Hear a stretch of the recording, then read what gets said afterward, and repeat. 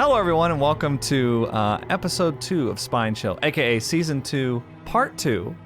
I'm here today with my co-host Gary, the Hot Cross Bun. Hi. Right there. You can see on the video. If you're audio only, he just waved. And I've also John's got here. Going to describe every action we do.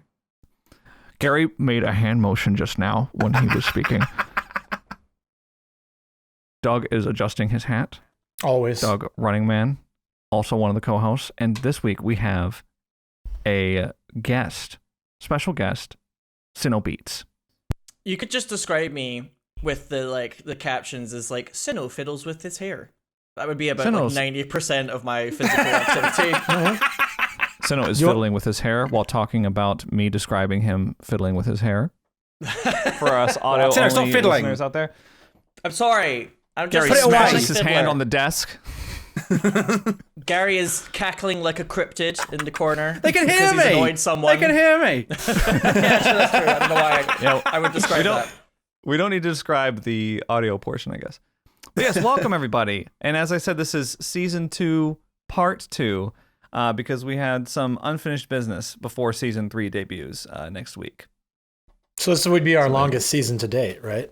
Yeah. This is our longest season, yeah. I'm exhausted. Yeah. Many episodes. Two whole episodes in this season. The premiere and then the finale. This is the finale. I can't wait for season 3, though. Oh. Yeah. I know, right? Big things are going to won't be happen. around for season 3. That's a shame. His character will be written out before then. True. Yeah. No plot armor. No plot I need armor to go down back there. to my home planet. My people need me. I'll just be like photoshopped off of the screen crudely. For those of you out there unfamiliar with SinowBeats, well, you know what? I was going to introduce you, but why don't you just introduce yourself? I want to hear it. I want to hear him talk yeah. about himself. So. Yeah. You know what? Okay, well, I'll do it anyway. So that's welcome to the rest of this podcast. Sino talks about himself. No. So I have streamed Dead by Daylight quite a lot, and also I've streamed a lot of different asymmetrical horror games, including Resident Evil Resistance, which I went very hard on back in the day. But let's not talk about that game because it makes me sad. I have been streaming since about 2015, and I was invited to, I think it was a closed beta for Dead by Daylight along with John back in the day. When the game was completely different. But then right about the Stranger Things chapter, I went back to Dead by Daylight again, and that was kind of like the start of us, I think, all going back to the more modern Dead by Daylight, which was a lot of fun. And I've streamed Dead by Daylight loads on my channel, but I've also recently kind of done a lot more horror games and stuff. But I still play the game quite a lot, as well as like every asymmetrical game that comes out, including all of the ones this year. There's loads this year, actually. It's quite a like hot year for the genre in general. I feel like if nothing else sticks this year, it might not be very good for the future of it as a genre in general. Like if nothing apart from DVD really sticks, it could be kind of a bad sign, but we'll see. I've got my fingers crossed for the what's it called? Texas Chainsaw Massacre game. I think Texas a lot of people Chainsaw. do. Yeah. I think you're in good company because we talked just 2 weeks ago in season 1 about how hyped we are for Texas Chainsaw Massacre. That's the one that we're really looking forward to out of the ones. Yeah, I figured. Yeah. And I agree with you. Like, we want this year to be good because we don't want it to be like last year. Oh, I see what you did there. You're referring to the dead asymmetrical game last year that was once a Discord exclusive. Yeah. Good release. That was good. I really want it. Face palming right now. Gary, sometimes it's a good joke. Sometimes Gary says things and they physically hurt me. Like I can't. My whole body it hurts. Anyways, but it's what am I allowed to swear? Yeah. I mean, Okay. full send. Okay, Gary says lame shit like that, and then he still gets comments that's like, Gary's the cute one. Gary's so cute. Gary's the wholesome one. I love it when Gary tells bad jokes. He's the wholesome one. I'm adorable. Wait until they hear the new segment. We'll talk about that in season 3. What does that mean, Sino? That hurts my feelings. Say mean things about me. Oh my god. Friend, why would friend say that about me? Friend. I'm the keep it real friend. You need one of those in your life. So it will probably not surprise you to learn that, speaking of Texas Chainsaw, Gary and I are very looking forward to playing Leatherface's little henchman. I knew it. I didn't, right? So I initially heard it was 3 killers against 4 survivors. And they hadn't even said this yet, but I was like, oh, I bet it's kind of like there's a main killer and then there's like henchmen, because that's how I would have done it, especially with the way that the family is in the movie and stuff. And then I think more recently on social media, they confirmed that it's kind of like there's like helpers and then there's like a main killer. Because if it was 3 equally powered killers, it would probably be a bit much, right? You'd probably just womp the survivors. Yeah. So when I heard that there was henchmen, I was like, oh, I know Gary's all about being Jabba the Hutt's little thing over the shoulder. I'll get the master. Yeah. Exactly. Yeah. Did I do good? Tell me I did good. More like you just hide behind Jabba and go, Get Well, him, he's doing all the work. Bubba. Get him. Get him. You chainsaw him. I'll hold him looking still for forward. you. I'm looking forward to seeing this in action when the game comes Yeah, out. So right. much fun. Can't wait. well, that's what we're looking forward to in the future. But let's talk a little bit about the past to start off the podcast, because last week we teased that we were going to be speaking about a long considered dead asymmetrical horror game. A little game called Home Sweet Home Survive. And I'm proud to say all 4 of us just played about an hour's worth, and we were pleasantly surprised by what we found. Yeah. Absolutely. I could see myself playing it regularly moving forward. Like, I had that much fun. So. Yeah. For anyone that hasn't been keeping up with Home Sweet Home Survive, they have had quite a few new killers. Sorry, wardens is what they're called. Wardens. And new survivors called visitors in the game. In fact, there's a new one called the Hag that just came out, and a new survivor named Jesse that just came out. And so there are quite a lot of new characters in the game. The game is still thriving, and they've made a lot of changes to it since we last played. I think since the majority of maybe asymmetrical horror gamers last played a couple years ago, that seemed to improve the experience over what I remember. Yeah, it felt really good. Yeah, Sorry, the biggest surprise to me was just how good the queues were. Like, I mean, I know it's a weekend, but we were getting under a minute for visitor queues, and when I tested Warden when we were getting started, the Warden queues were like 5 seconds. Like, Yeah, people are still playing the game. So it's true. Most of the people playing are in Southeast Asia, and so ping times were pretty brutal. I think our pings were something like over 200. Mine was in the 300. Yeah. So, but it was still playable. Yeah, there it was felt okay still. Well, Yeah. also, I don't think that wasn't for every game either. I think there was a few games that were like that, but I think for the majority of the games we played today were NA ping. If I'm not mistaken. I think we had like maybe 2 or 3 of the games were. Yeah, just really to clarify, if you have played the original horror game Home Sweet Home, this is based on that. It's got the killer with the box cutter in it, and you hear her kind of like make that noise over and over when she chases you, which is really cool. So yeah, it's based on the original horror game, but they've made an asymmetrical game out of it, which I had a lot of fun playing it when it first came out, but then the survivor, or sorry, what are they called again?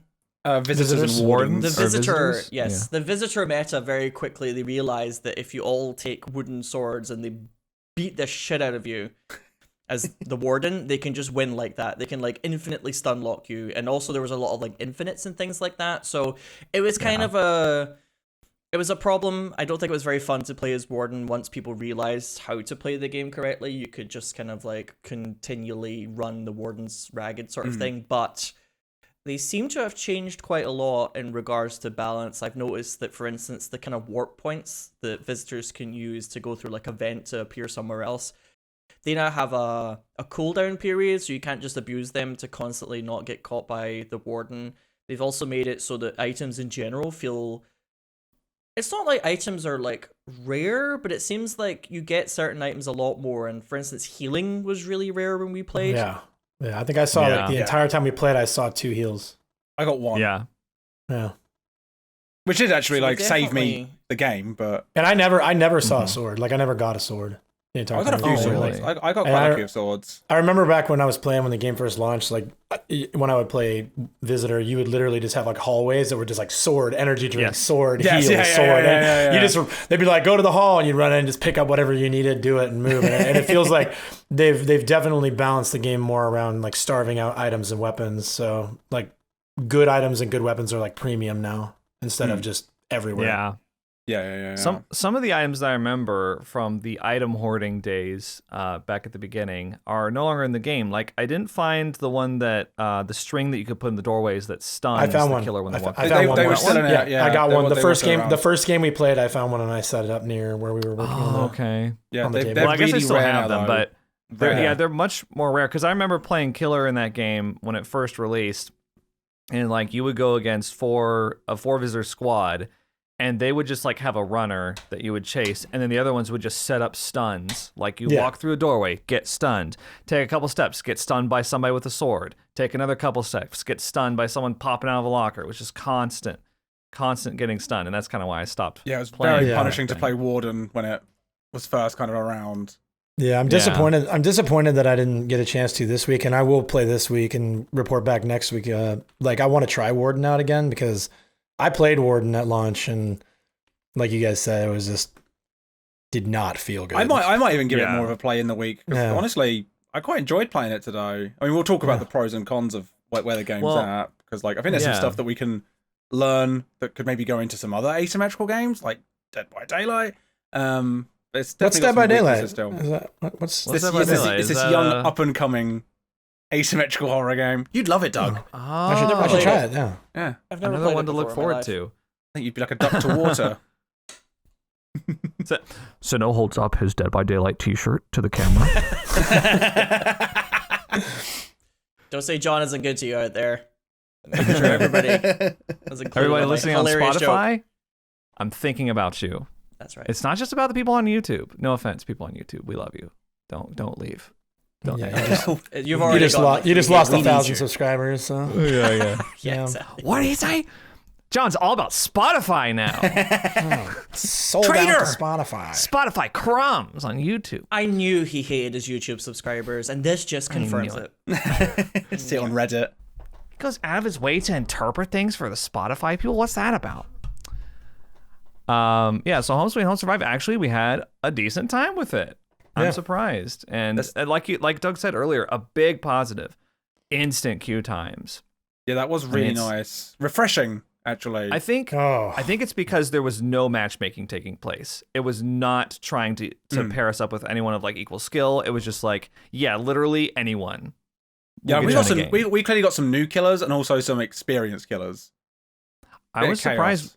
Yeah, we had. I mean, I think Gary escaped one time I actually. did, yeah. he did. Yeah. Winner. Big winner. And the last match that we had, we all but got all three of the rituals done, which We're you so know, it's close. equivalent. It's equivalent to getting all 5 generators done in Dead by Daylight. You have 3 rituals you have to go through, which they've improved because you used to have to get an incense item and a nail item separately to start a ritual. But now you just get a, general Yeah. ritual item, and then you can just start the ritual. So it's like they made the game a little less tedious as well as balanced it better. Well, they've just Yeah. streamlined it. So, like, from a player perspective, it's much easier to understand that I find this box, I find this special ritual item, I find the ritual. Yeah. That's just a much cleaner system to pick up the game and start playing, which is what you want. And now I'll be I honest. feel- I think. Oh, go ahead. Go ahead. Thank you, Doug. Yeah, He's very you are. polite. You are the I guest feel- after all. Guest privilege. When I was younger, I wanted games to be more complex a lot, or I had lots of stupid ideas that I thought were really clever. But as I've gotten older and I've seen what actually works, simplicity is like really key, I think, to things. Like if it's just a simple system that people can pick up what's happening very quickly, more often than not, that really does help your game out. And I think having to get 2 items to start the ritual was just a little, like you said, it's kind of clunky, kind of confusing. Yeah. Kind of cumbersome, right? Yeah. If I can be a little nerdy for just a second, it's like it's good user experience. The simpler a game is for a player to understand and know what they're doing and know where they're going, the happier they are. Just simple game design. Make the user experience good. does anyone know about this technical mumbo jumbo? Gary, I don't know. He's lost me. user experience. Yeah, I fell asleep. Can What's somebody that? get me caught up? Or Is that like experience points or what is he even talking about? I'm not a user. I'm a gamer. Okay, where's the gamer experience? User. Is Gary pro drugs? What were you gonna I say, think the Matt? only thing Fair that enough. just the thing that felt like it was limiting to me, and I think that would be very quick and easy to pick up on, is just like the map design. Like the maps seem good, but we just didn't know the maps, right? We only played Yeah. because we all played when the game originally launched, so we knew the school. But otherwise, like, we didn't really play on any maps that we knew, so it's like we had no idea really where to go or how to like waste time when we were in chase. It was I think some of the maps definitely had some strengths to them though. Like I think we were on the nightclub level. I don't know what it's called. Yeah. But like That's that, super cool. that was Yeah, cool. super and cool and it was map, yeah. really easy to navigate. I think because it had lots of like clear landmarks and there was lots of doors and it was quite Yes. open. But then some of I think the school level was quite complex because there was lots of chairs and desks just piled in various Dead doorways, and it was just like you'd turn I don't know if it's like it's not procedural, is it? I don't think they ever did procedural maps. I don't think so. Yeah, so like it felt like everything looked the same, and you would just turn and be like, oh no, this is a dead end. I'm in trouble. So Yeah. For people who are Dead by Daylight fans, imagine if that menu that came out with the trickster with the nightclub background and stuff. Imagine if they made That's what it that was into a like. map. And that's kind of what it was like. They've got that in Home Sweet Home Survive. Yeah, that was It was cool. cool. Yeah. Yeah. Overall, I enjoyed the maps. I just didn't know where I was half the time. So when I was in Yeah. chase, I found myself running into dead ends quite a lot and not really knowing an optimal way to buy time. I will say the map variety was pretty good too. Like we saw a bunch of different maps. Did I think we we only get had any a repeats? I think we only had the school we got twice. I think Oh, it was yeah. the only- School. It was the only repeat. Which yeah. Yeah. Was it a different And we got- variant of it though? I feel like it wasn't the same. It seemed the same, but it was so big. And we're Yeah. not familiar with them. That's true, yeah, It yeah. might have Yeah, been yeah. different. I don't know. But we got to play against the new Hag Killer, which is very similar to the Dead by Daylight Hag. Got a very similar Yeah. Mori animation, which I thought was interesting. Also looks a lot like the Dead by Daylight Hag. Yeah. Yeah. Just taller. Interesting. Basically, just Yeah. the Had hag, but Spirit's taller. hair. Very, very similar running animation too. She had a bit of an almost like kind of 80s hair metal vibe with that hair or something. Yeah. She seemed a little bit more glam, I would say, than the hag in DBD, but very similar character archetype. I couldn't really work out what her special ability was. She I didn't was just really going to say that too. I was have just no gonna say. idea what she can do. I believe it's something to do with cursing the rituals. She did that a couple of times. Yeah. Like once kicks she would the generator. she would do something. Yes, there would be like it would kind of like static out of existence a little bit. I think I don't know what it did specifically, but I have a feeling it was making it degrade quickly. Yeah. Yeah, I noticed that because sometimes she would come up on us while we were doing a ritual and we would run. And instead of taking chase immediately, she would stop and she would do something to the ritual. It looked like she was attacking it. And I hadn't seen the other wardens do that. So, Yeah. Yeah. Interesting. Well, I'll try to investigate Warden a little bit more this week and be able to report back next week. So I'll probably play more Survivor or more Visitor. One thing, speaking of the visitors, I found myself very impressed by some of the visitors. Like the brand new visitor, Jessie. She can put down a speaker on the ground because she's like a musician. She's a club DJ or something. She can put down a speaker, and it's like it. First of all, it's got like a cool like blue purple aura around it, and it starts playing like this music. And if the killer walks through it, they get slowed. And so you can use it. Didn't really get a chance to use it very well, but I imagine that you could use it in places like behind a wall to where it would like overlap with a hallway. It saved me a couple of times when you dropped Yeah, it on. like it let me get away. Yeah. I was going to protest you saying you didn't use it well because there was a time when I was spectating you after I was dead in 30 seconds, and you had dropped it down next to one of the tables, and you had like made the killer. You spun the killer like 2 or 3 times on the slowdown. Yeah, So yeah. I thought it was pretty cool. In fact, I think for those watching on video, we might actually have some footage of that. Oh, for real? Maybe. Yeah. I did record our entire Fun. session. So. Ooh. Yeah. That's Lucky a YouTube devils. exclusive. Esports. See, YouTube See, audience, John's not just we care about the about you. Spotify audience. yeah. He's thinking about you. Careful, the audio only. They're getting mad. Gary just pointed at the camera when he said that. Yeah, but the survivors have really cool, or sorry, the visitors have very cool abilities like that. One of the visitors, she's not new, but I think her name's Ping. She has a cat that follows her around the map, which was really interesting because I was like, that'd be really neat to have in another asymmetrical game where you have like a little pet or a little familiar, and the cat can like store an item. That. Yeah, I think it would work best in VHS compared to like DVD, for example. Yeah. But yeah, it was like really cool. It's just like as soon as I saw her description, I was like, "You get a cat that follows you around? Sign me up!" And it's like a little zombie cat, of course. Yeah, yeah. I think that just overall aesthetically, the game is great. Like I love the kind of dark horror aesthetic. I really thought they updated the engine quite a bit. It looks like because I don't know about you guys, but my game looked real clean, real optimized. Yeah, I thought it looked very pretty. No. I don't remember it looking that nice. So I remember it being kind of I remember being kind of jank before when we were playing it. Like it looks like they did some work with the engine. Yeah. I don't know nerd stuff like engine stuff. It's more of a Gary topic, but to me, game look prettier. Game look pretty. Yeah, I was looking up some of the other characters that we didn't get time to play there. One of the characters is a medical student that has a perk called Let's Fight Ghost, which means that when he's not holding any items, you can just punch the Spectre or the Warden. Oh, I need to buy that one. I want to main that character. Yeah, I want to play that one. That sounds like my thing. It's called Wolfe, and he's actually a licensed character from a Thai series called Let's Fight Ghost. The first licensed character in Home Sweet Home Survive. Yeah, so I'm Googling this. I'm going to save this for later. He's very good at just beating the wardens up or punching the shit out of them. There's one other thing that I really liked in Home Sweet Home, which was the perks themselves were cool, but I really liked they had point values to them. So the perks had registered strength, and different characters could have a different number of skill points basically, and you could assign the perks based on how many skill points they cost, which I thought was cool. Like, so in Home Sweet Home Survive, it's different than say Dead by Daylight, where all the survivors are basically the same. Each character has 3 different stats that vary by the character. So they have HP, so some characters are tankier than others. They have expertise, so some characters can do the objectives faster than others. And then they have cost, which is something that they didn't have back when we played in the beginning, but they've added to it now.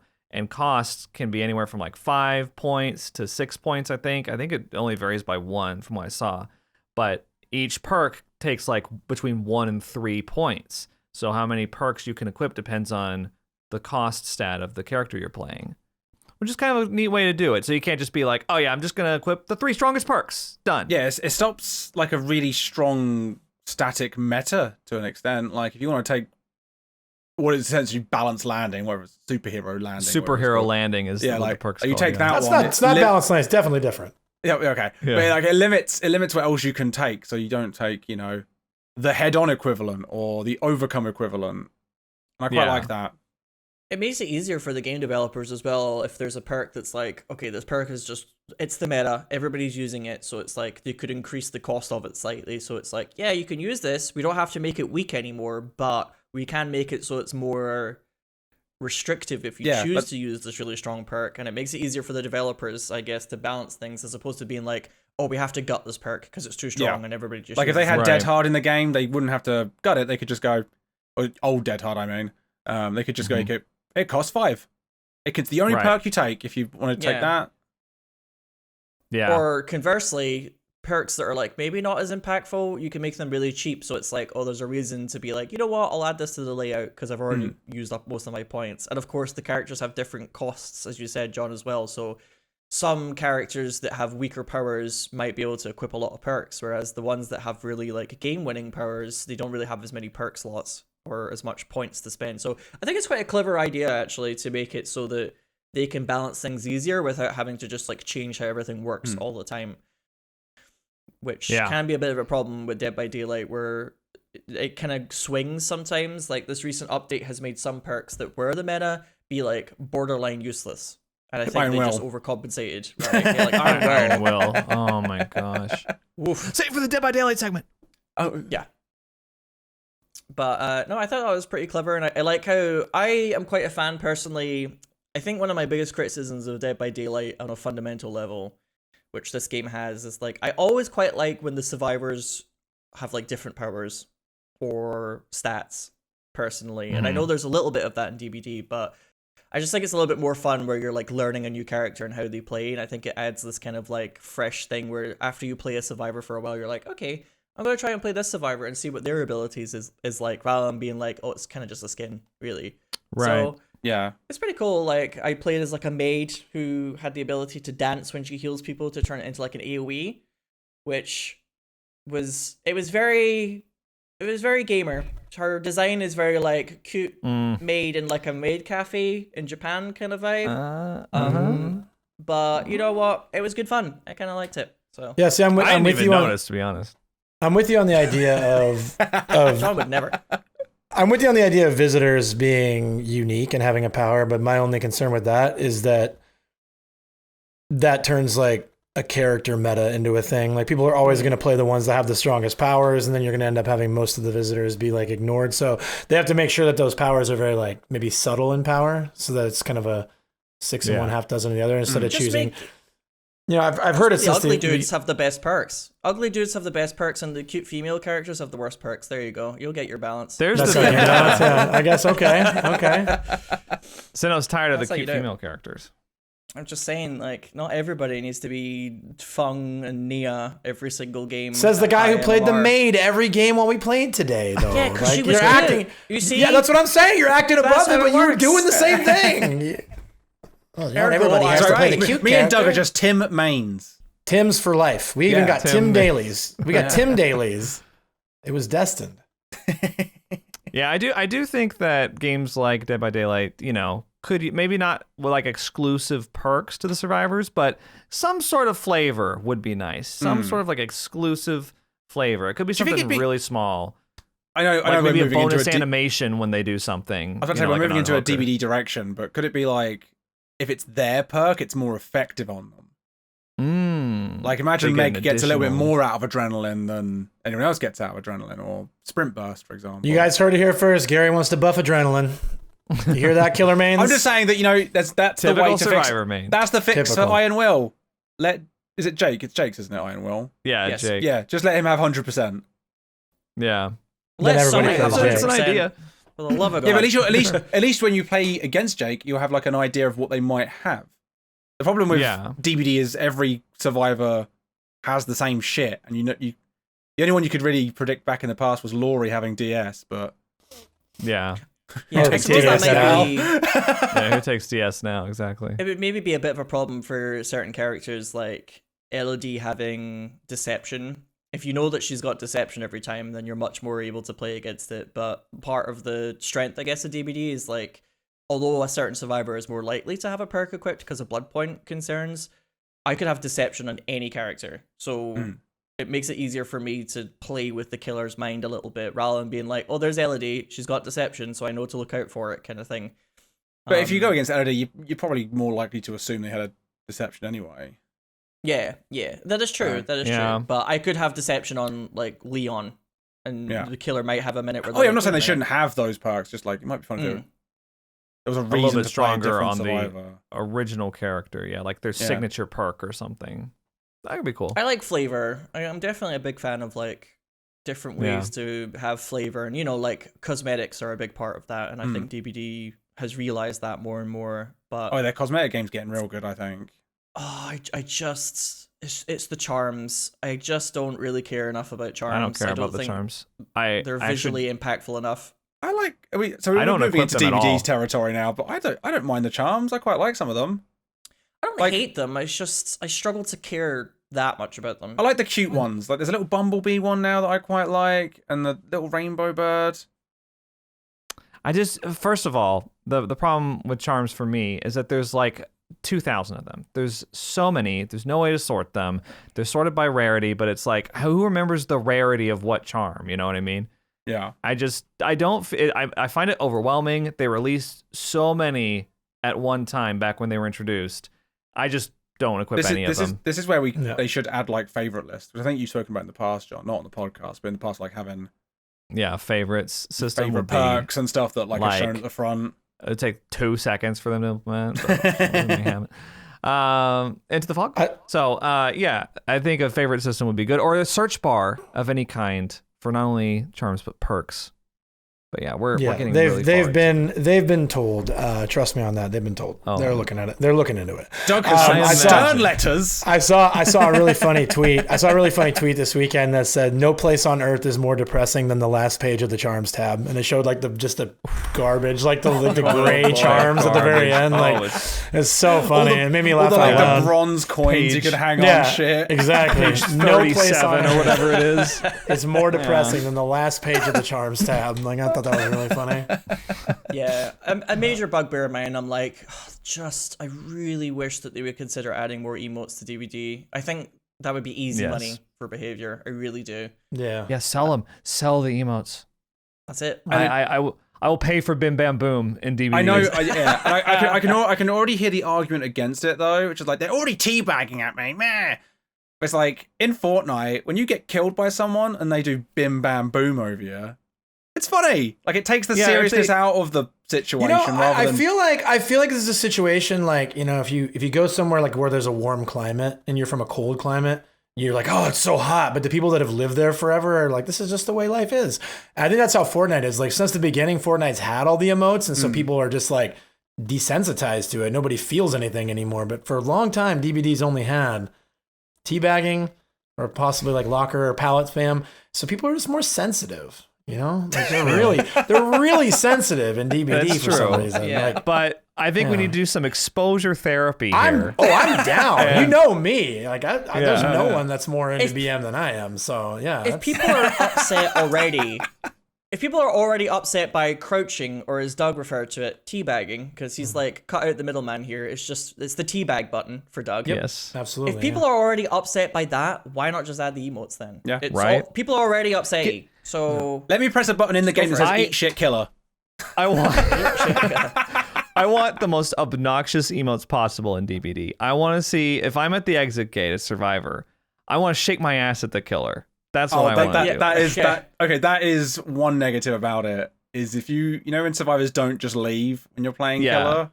Yeah. They'll never leave if they can. They'll never leave. Simple fix. If you can shake your ass. Simple fix. Simple fix. Rafe. if they emote at the exit gate, it automatically puts up Blood Warden for like 10 seconds. Like it just blocks the door. I'd like that because then it's like when you're playing Prop Hunt or something or Prop Night and you do like a sound effect to be like, I'm over here, like a little taunt. You're playing with fire. Like if the killer's close enough to you, are you taking the piss by doing taunts? Yeah. Think about all of those tedious Reddit posts about the survivor should have just left, and then the killer manages to catch one of them, and then they don't get to leave. But think about that, but the survivors are emoting obnoxiously. And the killer manages to catch them. Exactly. Should have just left, survivors. Should have just left. Over and over. I want to watch that YouTube compilation. Yeah. Imagine the Reddit killer mains will be loving it. Imagine you're playing Deathslinger or something, and then somebody at the exit gate's shaking their ass at you. They're like, all right, time to leave. They take one step, but then you got them. You reel them in. This is ingenious marketing towards killer mains.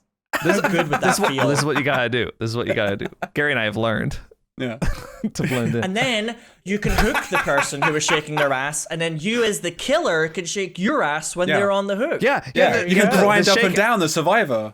No way, these survivor-sided devs will never give emotes to the killers. Never. They'll never give them. They don't give killers anything. They'll give. Yeah. But that's the thing. The shake ass killer, shake ass emote's gotta be on the killer. That would be awesome. Imagine Pyramid Head with the shake ass emote. Let's go. It's a bit like, come on, printing money here. Printing money. I'm sorry to bring up Prop Night again, in such quick, but I know. Ow. But survivors could fart in that, and that was amazing. Like that was the bonk and fart game for me. I would bonk a killer with my prop, and then I'd run away farting. Hilarious. And then they added farting to the killers, and it was like I didn't like my medicine. My medicine sucked. When I went down, they could just fart on me. I'm like, I hate this. It's horrible, but I deserve it. That was funny when they had to add farting to the killers, because then it became like, well, if you fart, then you're a survivor. Like against like the imposter, so the imposter can never. Yeah. It's like, oh, you can't fart? You're the imposter then. But like the imposter cares, because they're like swinging at them immediately anyway as soon as they see someone. Right. Yeah, that's true. Yeah, fart check. I think it was just As I used because to call it. I imagine killers were getting pissed off they couldn't fart. What were we talking about again? What was the Emotes. emotes? That's right. Okay. Is there anything, because we're starting to talk about DVD an awful lot, is there anything else we wanted to say about Home Sweet Home Survive? It has The a UI battle sucks. pass now. It has a battle pass. The UI Oh, it has is a battle pass. Yeah. yeah, the UI is questionable. Overall, the game feels pretty balanced to me. Like I think that we were pretty new, and by the last game we played, like we were getting to the point that we were able to be competitive. So pretty cool. Yeah, we're gonna go esports now. It's looking Yeah, forward to it. we're all quitting DVD. It's going to be esports HSHS from now on. No, but the queue times are great. Like I don't see any reason why the game won't continue to thrive as long as, like you said, the Southeast Asia's got a huge player pop. Seems like there's a decent amount of people still playing in NA. It's in early access, so they've still got time to tighten things up and clean things up. I don't know. I would rate it a solid C plus B minus in terms of like all the ASIMs. So that's where I would put it. I kind of agree with that. You wouldn't put it in low Last S? year. No. Yeah, Gary's low. It's not S. Wesker. I've been taking the piss out of you two since that day on my stream. Deserved. What have you been saying? I was just like pointing out, high A, low S. You guys are so dramatic about it. Yeah. Well, I'm not sure which take Doug was more disgusted by. Wesker and low S from Gary, or Pyramid high A from me. Which take was more controversial? I'll never tell. I'll never tell. I can't rip this team apart. I'll never tell. No. Wait, what's controversial about Pyramid Head being high A? I don't know. I don't think we should. I don't know if we should talk about it again. I thought it was a pretty common opinion. I mean, if we're going to but put Pyramid Head in high A, to me it just makes sense to put Wesker in low S. So God dear. damn it, Gary. Hey, Home Sweet Home Survive. Home Sweet Home Survive. Okay. We got to muscle through this. No, I think we all had a generally positive experience, and I think C plus B minus is a perfectly fair There was one score. moment that I really didn't like where I got rezzed right next to the killer, and they just went after me again. Yeah. Yes. And I died, and I died immediately again. Basically, and it sucked. Yeah, It would bad be teammates. nice Bad to- teammates are in every game. So It would be nice to have like an anti-tunneling measure of some kind. I mean, you do get a shield. You when are first like revive. shielded and protected for a little bit, but like I wish I was just faster to get away. I think speed would have been better because like they chose to go. Oh, they went. Yeah. That person's not dead when I kill them. I'll go for the person that got rezzed. And I was like, oh. Actually, we didn't mention this, but there was a big change to the game that I don't think we even discussed while we were playing. They removed stamina entirely from the game. Oh, they did, yeah. Because there used to be the red bar for health and then the blue bar for stamina below, and you could only sprint for like a certain amount of time, but you went really fast. And now they just have a general hold shift to sprint, but you're not that much faster than the killer. And that's probably like the biggest change to the game, actually, now that I'm thinking. Yeah, Again, it's just less is more. Less things to think I about. forgot the stamina was even a thing originally. You saying it there just triggered the memory that there actually used to be a stamina bar in the game. That's crazy. Yeah, and when you Forgot all first used it to sprint, you went really fast. Like it was like sprint burst every It's time. kind of like what the energy drinks are in the game now. It was like that. Yeah. It was like that, but you'd be every time you gone. started running. Yeah. Yeah. I think conversely, though, although they've taken out stamina, which was beneficial for the visitors, they seem to have added a lot more kind of cooldowns to certain like looping areas that would be very powerful. I noticed there's like lots of places now where you have to wait until you can use it again. So I think it works balance wise because you can't just abuse like one ledge over and over with infinite stamina anymore. Where it's like once you use it, you have to think about where else to go, and that probably means that the warden is more likely to catch up to you because you run out of like the better options. So it's like they've made a couple of changes to the game to make it so that taking out stamina isn't just a horrible idea where people just constantly like run into an elevator over and over and the killer just can't catch up. Right. So I thought that was really cool actually, and I like how I could use it once, and then I was like, okay, now I have to think about where else to go and use another part of the map. Although I will say another thing I didn't really like, killers warden, they just go to the people ones that know what they're doing, go to a location on the map where all the breakable walls are, and they just start breaking them. Like early game. It's like they get to it's like I suppose the breakable doors in DVD to an extent, but like it's more like they destroy vaults. They Right. permanently remove vaults Yeah. immediately, which seems a little unfair. Right, yeah, because there's no vaults in Home Sweet Home. It's But basically I just like, noticed that they were just yeah, destroying like an entire area. I was like, now this area is like a dead zone. right. Yeah, in DBD it's a little different because sometimes you don't want to break the wall. It kind of depends on where it is and what it gets you as killer. But it seems like there's no reason not to break them in Home Sweet Home Survive. It's like if you see one, you might as well just break it because otherwise a survivor's gonna, duck into the hole at some point and you're gonna lose them. Yeah. That's like another little slight design issue, but Yeah. hopefully they'll would be nice continue if- to improve it. So Yeah, maybe a bit more thought required rather than just go there at the start and break it all down for later. Like it Right. comes into play somehow, and then you can break it down so that it's like an option. like survivors Yeah. to use it have to kick the hole in or something, and then that weakens it so the killers can smash it. Something Yeah, like that. I was gonna say the Right. same thing. Maybe make it like you can't break the wall until somebody actually uses the hole. That would be cool, yeah. Yeah. These are great ideas. It's too bad they'll never use any of them. I mean, I'm sure they listen to the podcast when they find out that we're covering. When they find out they're covering the game, I mean, we're gonna blow up. So We are Just the put the number tags one asymmetrical horror podcast, so why would they Agreed. not listen to us? That's true. We're covering their game. But kind of a big deal. Kind of a big deal. Spine Chill. Already. Season 2 has been the highest rated season yet.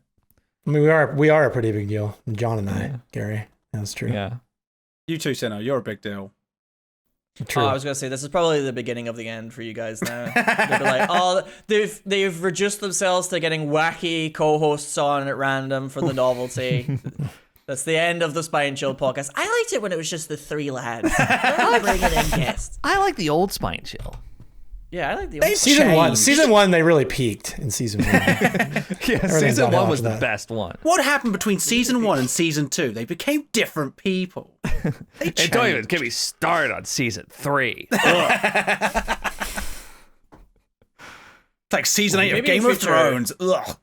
Ugh. Maybe in future you should get people as when there's like a kind of guest on to say their favorite survivor, their favorite original survivor, and their favorite killer, so that people can just judge them immediately. Right. Yeah. We'll judge them Automatically. too, though. Yeah. That's what they want. They want to hear you guys rip this guest to shreds, essentially. Nurse! You like Nurse? Get off of our show. Yeah. Their face cam John. just disappears. John points off screen. Get off of our show. So, Senna, what are your favorite original survivor and killer in Dead by Daylight?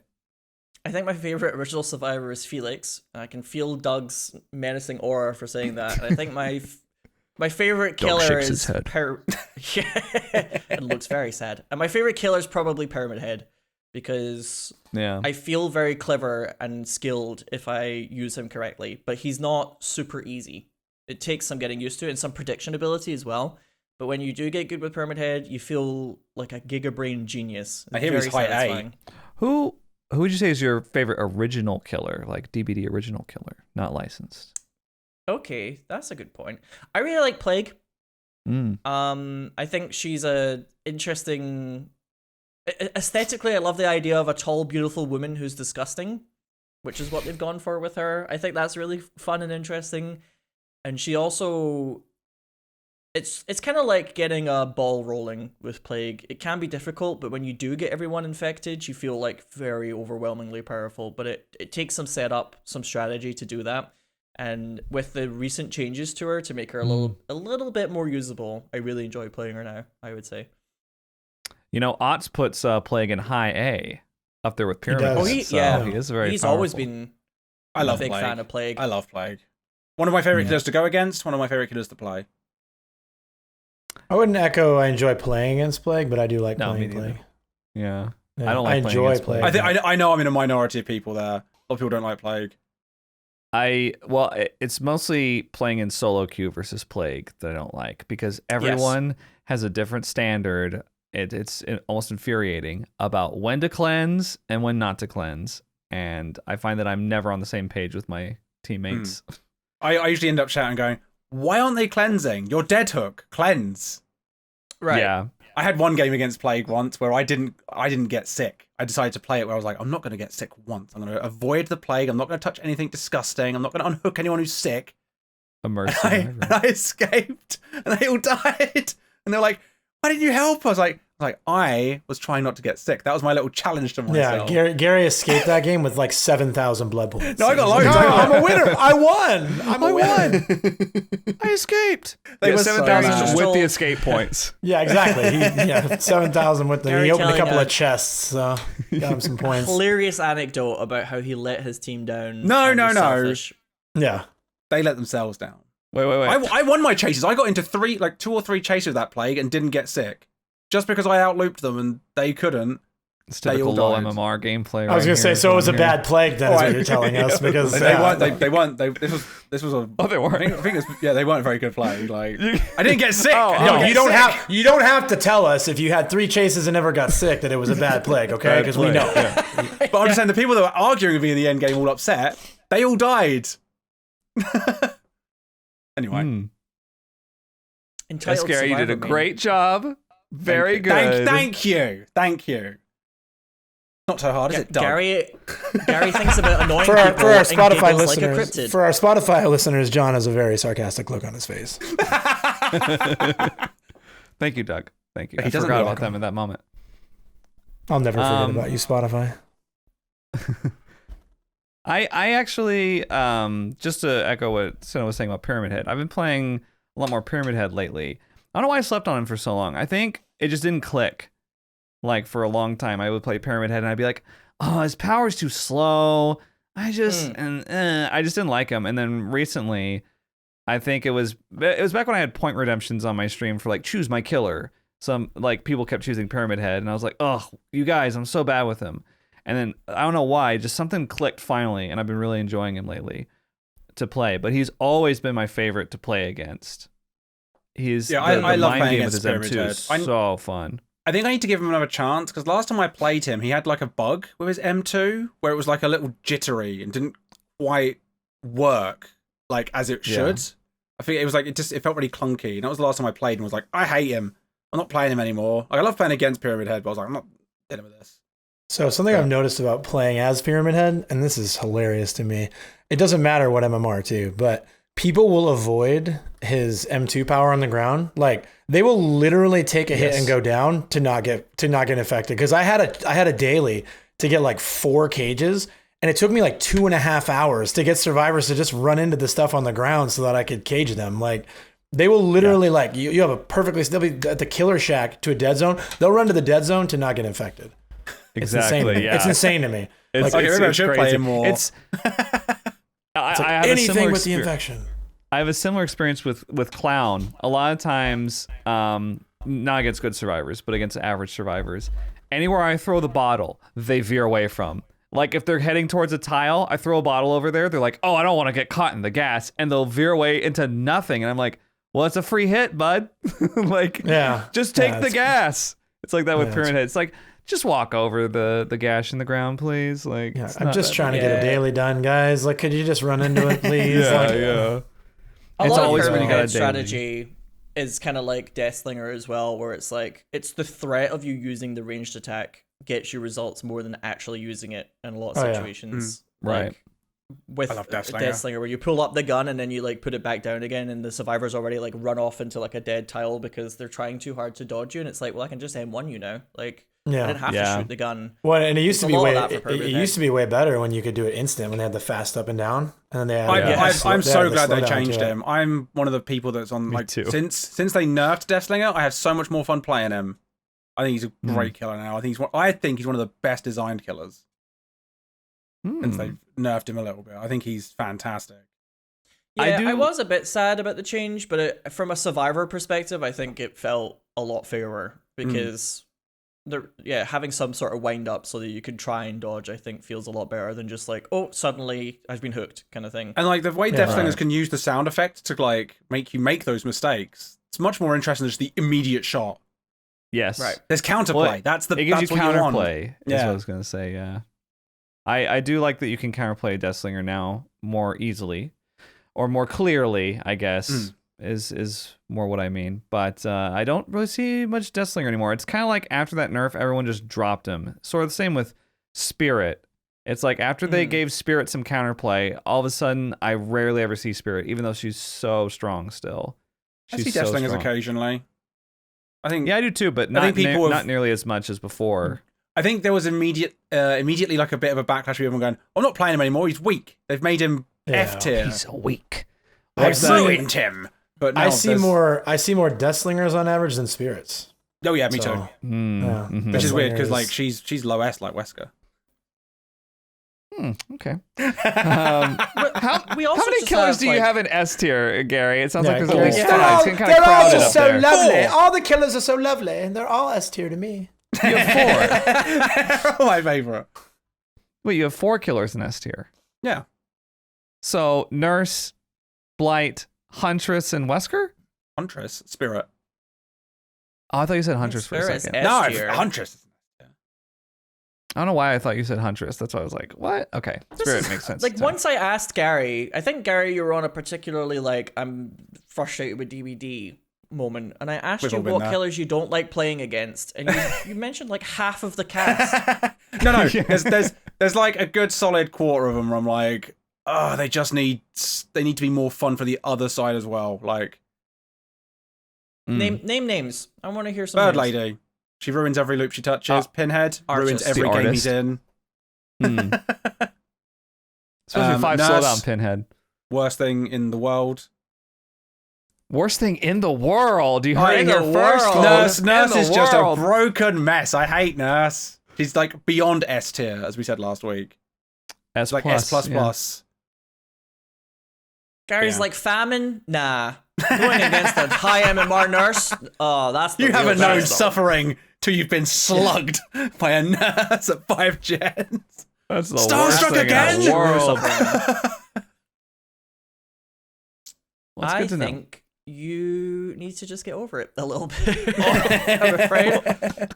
Deal with it. Sorry, Here's Sinno's going to get upset because Sinno likes Pinhead. Oh, you're always talking about Pinhead whenever I walk in the room. It's like, there's Pinhead again. I'm not the member of his fan club. I don't think he's that bad to play against. I also really like Pinhead, and I also don't know why everybody whines so much about playing against him. It's not that bad. Thank you, Doug. His power is Doug's my favorite. If anyone, extremely, for those listening on extremely weak in Spotify, chase. Sinno, Doug is being sarcastic right now. No, absolutely not. No, don't make up lies to all my Spotify fans. No, False. I think that Pinhead's power is very weak in chase. His passive slowdown is not hard to manage as long as somebody on the team is going for boxes. I don't know. I just don't understand why everybody gets so... I think that people are bad and they play bad against him and then they're like, oh, this is impossible. But if you play well against him, I think he slows the game down dramatically, and in solo queue, he's miserable to go against. Yeah. Again, only in solo queue. Yeah, but solo queue is the majority of... My counter argument to that is, I think with Plague, there is less of a consensus about when you should cleanse and how you should cleanse, like if you try and go for only out of the way fountains. Whereas with Pinhead, it's very obvious that the best time to do the box is when you pick someone up. And I think that has helped against him in solo queue. Whereas with Plague in solo queue, it can be miserable because if half your team wants to just cleanse immediately and half your team only wants to cleanse on like Death Hook or when the game's almost over, then it makes her a lot stronger. And I think with Pinhead, it just became more obvious when to do it. I disagree.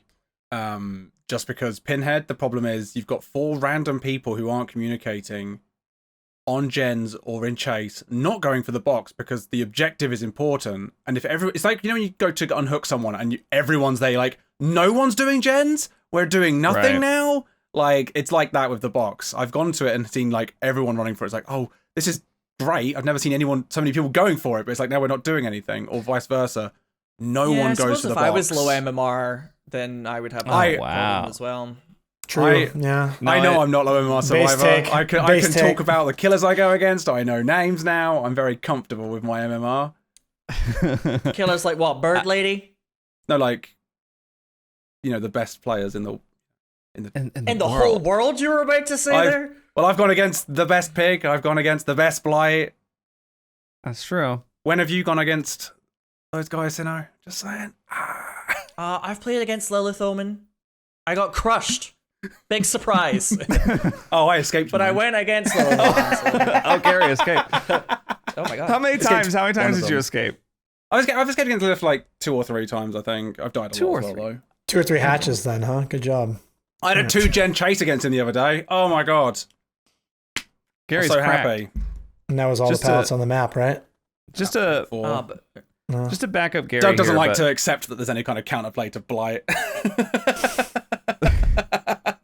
We're to tearing back ourselves up- apart, guys. Come on. I'm trying to agree with you, Gary, while you're busy telling everyone to shut up. Trying to back up Gary here a little bit on the pinhead thing, because I think solo queue it's so hard to manage the various things that people should know to do, like your random teammates. It's like someone's on the hook, I'm on a gen, I'm not going to go for the unhook, so I just have to hope my 2 teammates are. You have that, and that causes trouble just on its own with any killer. Game after game after game. It's like somebody will go to second stage. It's like nobody went to get them. I can't go get them. I'm literally on the other side of the map working on a gen that's almost finished, right? But then you add to that a box like every couple minutes, and it's just chaos. I think more times than I've ever seen the box get taken care of, I've seen the box completely neglected. So normally I'm like, okay, I'm on box duty, right? But then a lot of times I'll get caught in a chase on my way to the box or something, and then no one will get it because I've taught them over the course of the game that I'm the box guy, so they just ignore it. And then I'm having a chase against Pinhead with the box active, constantly getting slowdown. It can get very frustrating very quickly. So that's why. I mean, sounds like a hate skill playing issue to me. But I will say, Just don't get caught. Just don't get caught. To bring Just don't back get caught. home, Okay. to bring Don't back get a Home chase. Sweet Home, one thing that would solve the Pinhead problem and the Plague problem and like a lot of these solo queue versus Swift problems is a ping system like VHS and Home Sweet Home both have. Ooh, Gary, bring forth a solution. Cannot possibly agree more as a killer. Man. yes. I mean, we talked about this in the season 2 premiere. We talked about Premiere, dude. I love it. we talked about how there's already a ping system in DVD with the bead add-on for the map, and they could just let us do that without the bead. I mean, would anyone really miss the bead add-ons if they removed them from the game and just made them universal? I don't think so. I haven't maybe- seen one of those since like 2019. I feel like so. Right.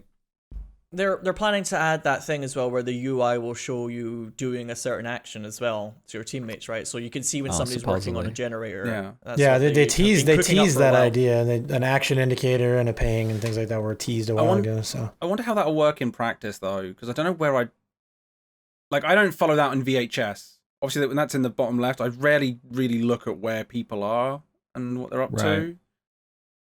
I worry It's that probably it'll be an overlooked thing. It's more of like, especially if you're on Well- the gen, you've got time to look around. mean, haven't you? I think it'll be much more intuitive for us because we're so experienced with DVD compared to VHS. Because I understand what you're saying. Like in VHS, it tells you in the lower left the room that everyone's in, what objective they're working on at all times. But like like you just said, I hardly ever look at it. But that's because I don't know the maps yet. I'm like running around like a chicken with my head cut off. I think if the that were to information I look happen at in means DVD, nothing to me. right? But if we were to get those indicators in DVD, we have so much experience in the game, we'd be able to tell exactly what's happening with them. no, I agree Probably where completely. they Like I played a lot of VHS, and I absolutely pay attention to what people are doing. fair. And like when I'm about to finish a weapon, I like look and see where people are at. People are pinging there in chase. I'm like checking what room they're in, so I can like figure out where I want to rotate to try and cut the monster off. Like those are things that if you had a couple 100 hours in the game, you probably would be paying more attention to. yeah, But just because fair you're enough, kind of newer, like I think Speaking of VHS, Deathwire, Doug. Ooh. are we Is it time to bring that transitioning to VHS now? Are we? Sure. Doug is getting It very feels like a happy natural right point. now. Because I can talk. I can talk about VHS. Oh man, yeah. Doug's been So, biding his time for this moment. so the whole build up was for my VHS talk. No, I just really love VHS, and What I've been playing a level- ton of VHS. Doug, what level are you in Deathwire? My Deathwire is a level 95 with the full director's cut unlocked. I have maxed out God. Deathwire in Wow. three streams. It took me to max out Deathwire. Oh my gosh. Yeah. I him played him for like shade. 40 hours, man. Doug It was- is beaming with happiness right now. This is my joy. My joy comes from progression and completion of goals. And when I sat down and started playing Deathwire, I was like, I want to get this guy maxed out as fast as possible I think it took me like 39 hours to do it. And I did that over 3 streams. I played a lot of Deathwire. You didn't play World of Warcraft back in the 2000s, did you? I did. Absolutely. I know life World of Warcraft through Burning Crusade, and then I played all the way. I raided all the way through Wrath of the Lich King, and then I was gonna say an MMO like that would be dangerous for a personality like yours, Doug. I will tell you guys, I am no longer married, but my first marriage scare was literally directly linked to World of Warcraft. Like I had a problem. It came down to like, it's me or the game, and I had to think about it. So, man. It's one of those sort of situations, you know. So World of Warcraft widows. I'm grown up to me now, about Orcs Must Die. Yeah. Every time I'm playing with Gary, she's like, "That game again?" Oh no. We have no choice. I feel like the closest you got, John, was League of Legends. I think. Oh, probably, yeah. I think Kimmy was like, "You need to stop fucking playing that stupid game." Well, Heroes of the Storm. League again? Oh, nah. Heroes of the Storm doesn't go on for that long though. No, 20 minutes. Kind of a That's casual game. More of a casual game, easier to pick up and put down, I think, than League of Legends. That's true. Yeah. I got on a League kick recently, but I think I'm cured now. The new VHS I've been chapter. You had a little 48-hour bug. Now it's gone. Yeah. Yeah. I was planning to talk to you about that, Doug, but another time. I'll pick your brains about your League stuff. But yeah, so what do you think about Deathwire's powers and stuff? Because I know of Deathwire, but I don't know how it works. Yeah, I can tell you everything. So basically, Deathwire is probably the best 1v1 in VHS. Like, he's really strong 1v1, but he's absolutely the weakest 1v4. You're powerless against a team of 4 armed teens. Like, you just lose. Like, you can't do anything. So it really hinges on the experience of the team. He's the lowest tier monster in the game. Like, is kind of the unanimous consensus between like people that are veterans of the game. But he's still so fun to play, and his power feels so rewarding. And again, 1v1, you can beat up even experienced players. You can really beat up on him. But yeah, he's got, I don't know if you know that we went over the powers and just briefly, like his Q just gives him a faster, like it's a movement like mode. He can just drift. It's called drift mode. He can move quicker, like 20% faster than normal. His E is like a shock that you can use to disable their ability to do anything for 2.7 seconds. And then his scan just kind of scans an area and gives you an idea of whether people are there. You can really do some trickery with it where you like line and scan up across like 3 or 4 tables and you can know where people are at. So yeah, okay. Well, I was watching you play it, I was like kind of impressed by how you'd go to a certain position, do your scan, you're really good at predicting where people are going to be for your lightning shot. Dog's a very good Deathwire, very good. I feel like I don't do bad. Yeah, he's my favorite VHS streamer. Oh my goodness, I'm gonna blush. Thank God I have a beard to cover up all this. And I've got to say that cosmetic skin you unlocked for like doing all of the tape thing. Yeah. Or when you got people dodging your Q. Or like people were literally coming to the stream and dodging me because I had the director's cut. Like 4 days after he came out, they're like, "Nope, no, thank you." Hard pass. I'm going to make a prediction.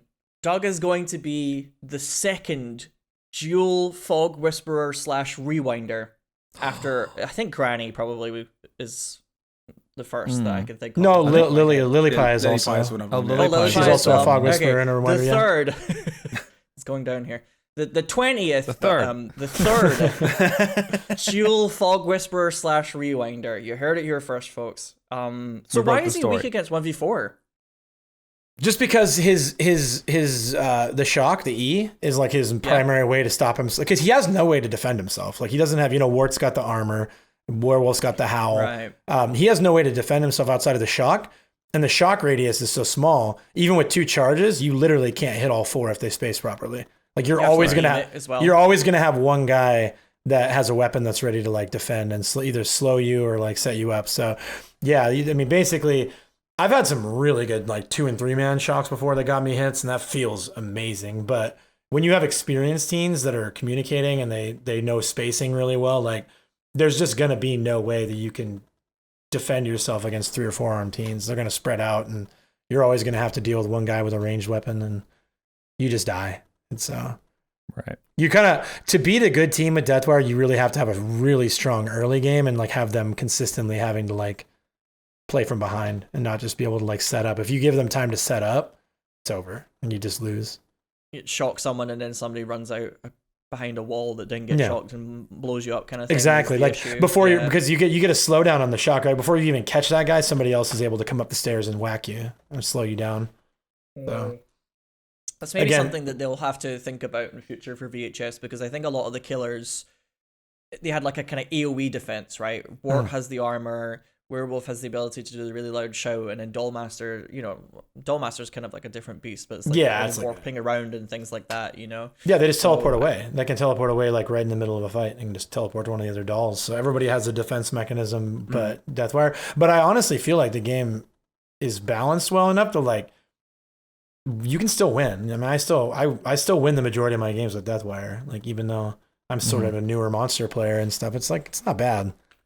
It doesn't feel, if we want to talk about DBD more, it doesn't, the difference between like playing the nurse or the blight and the spirit and then playing like Myers, clown, and trapper, you feel this huge gulf in like effectiveness, right? Yeah. But with VHS, I feel like Deathwire, the difference between playing like Deathwire and Wart doesn't really feel that extreme. Like there's not that much room between them.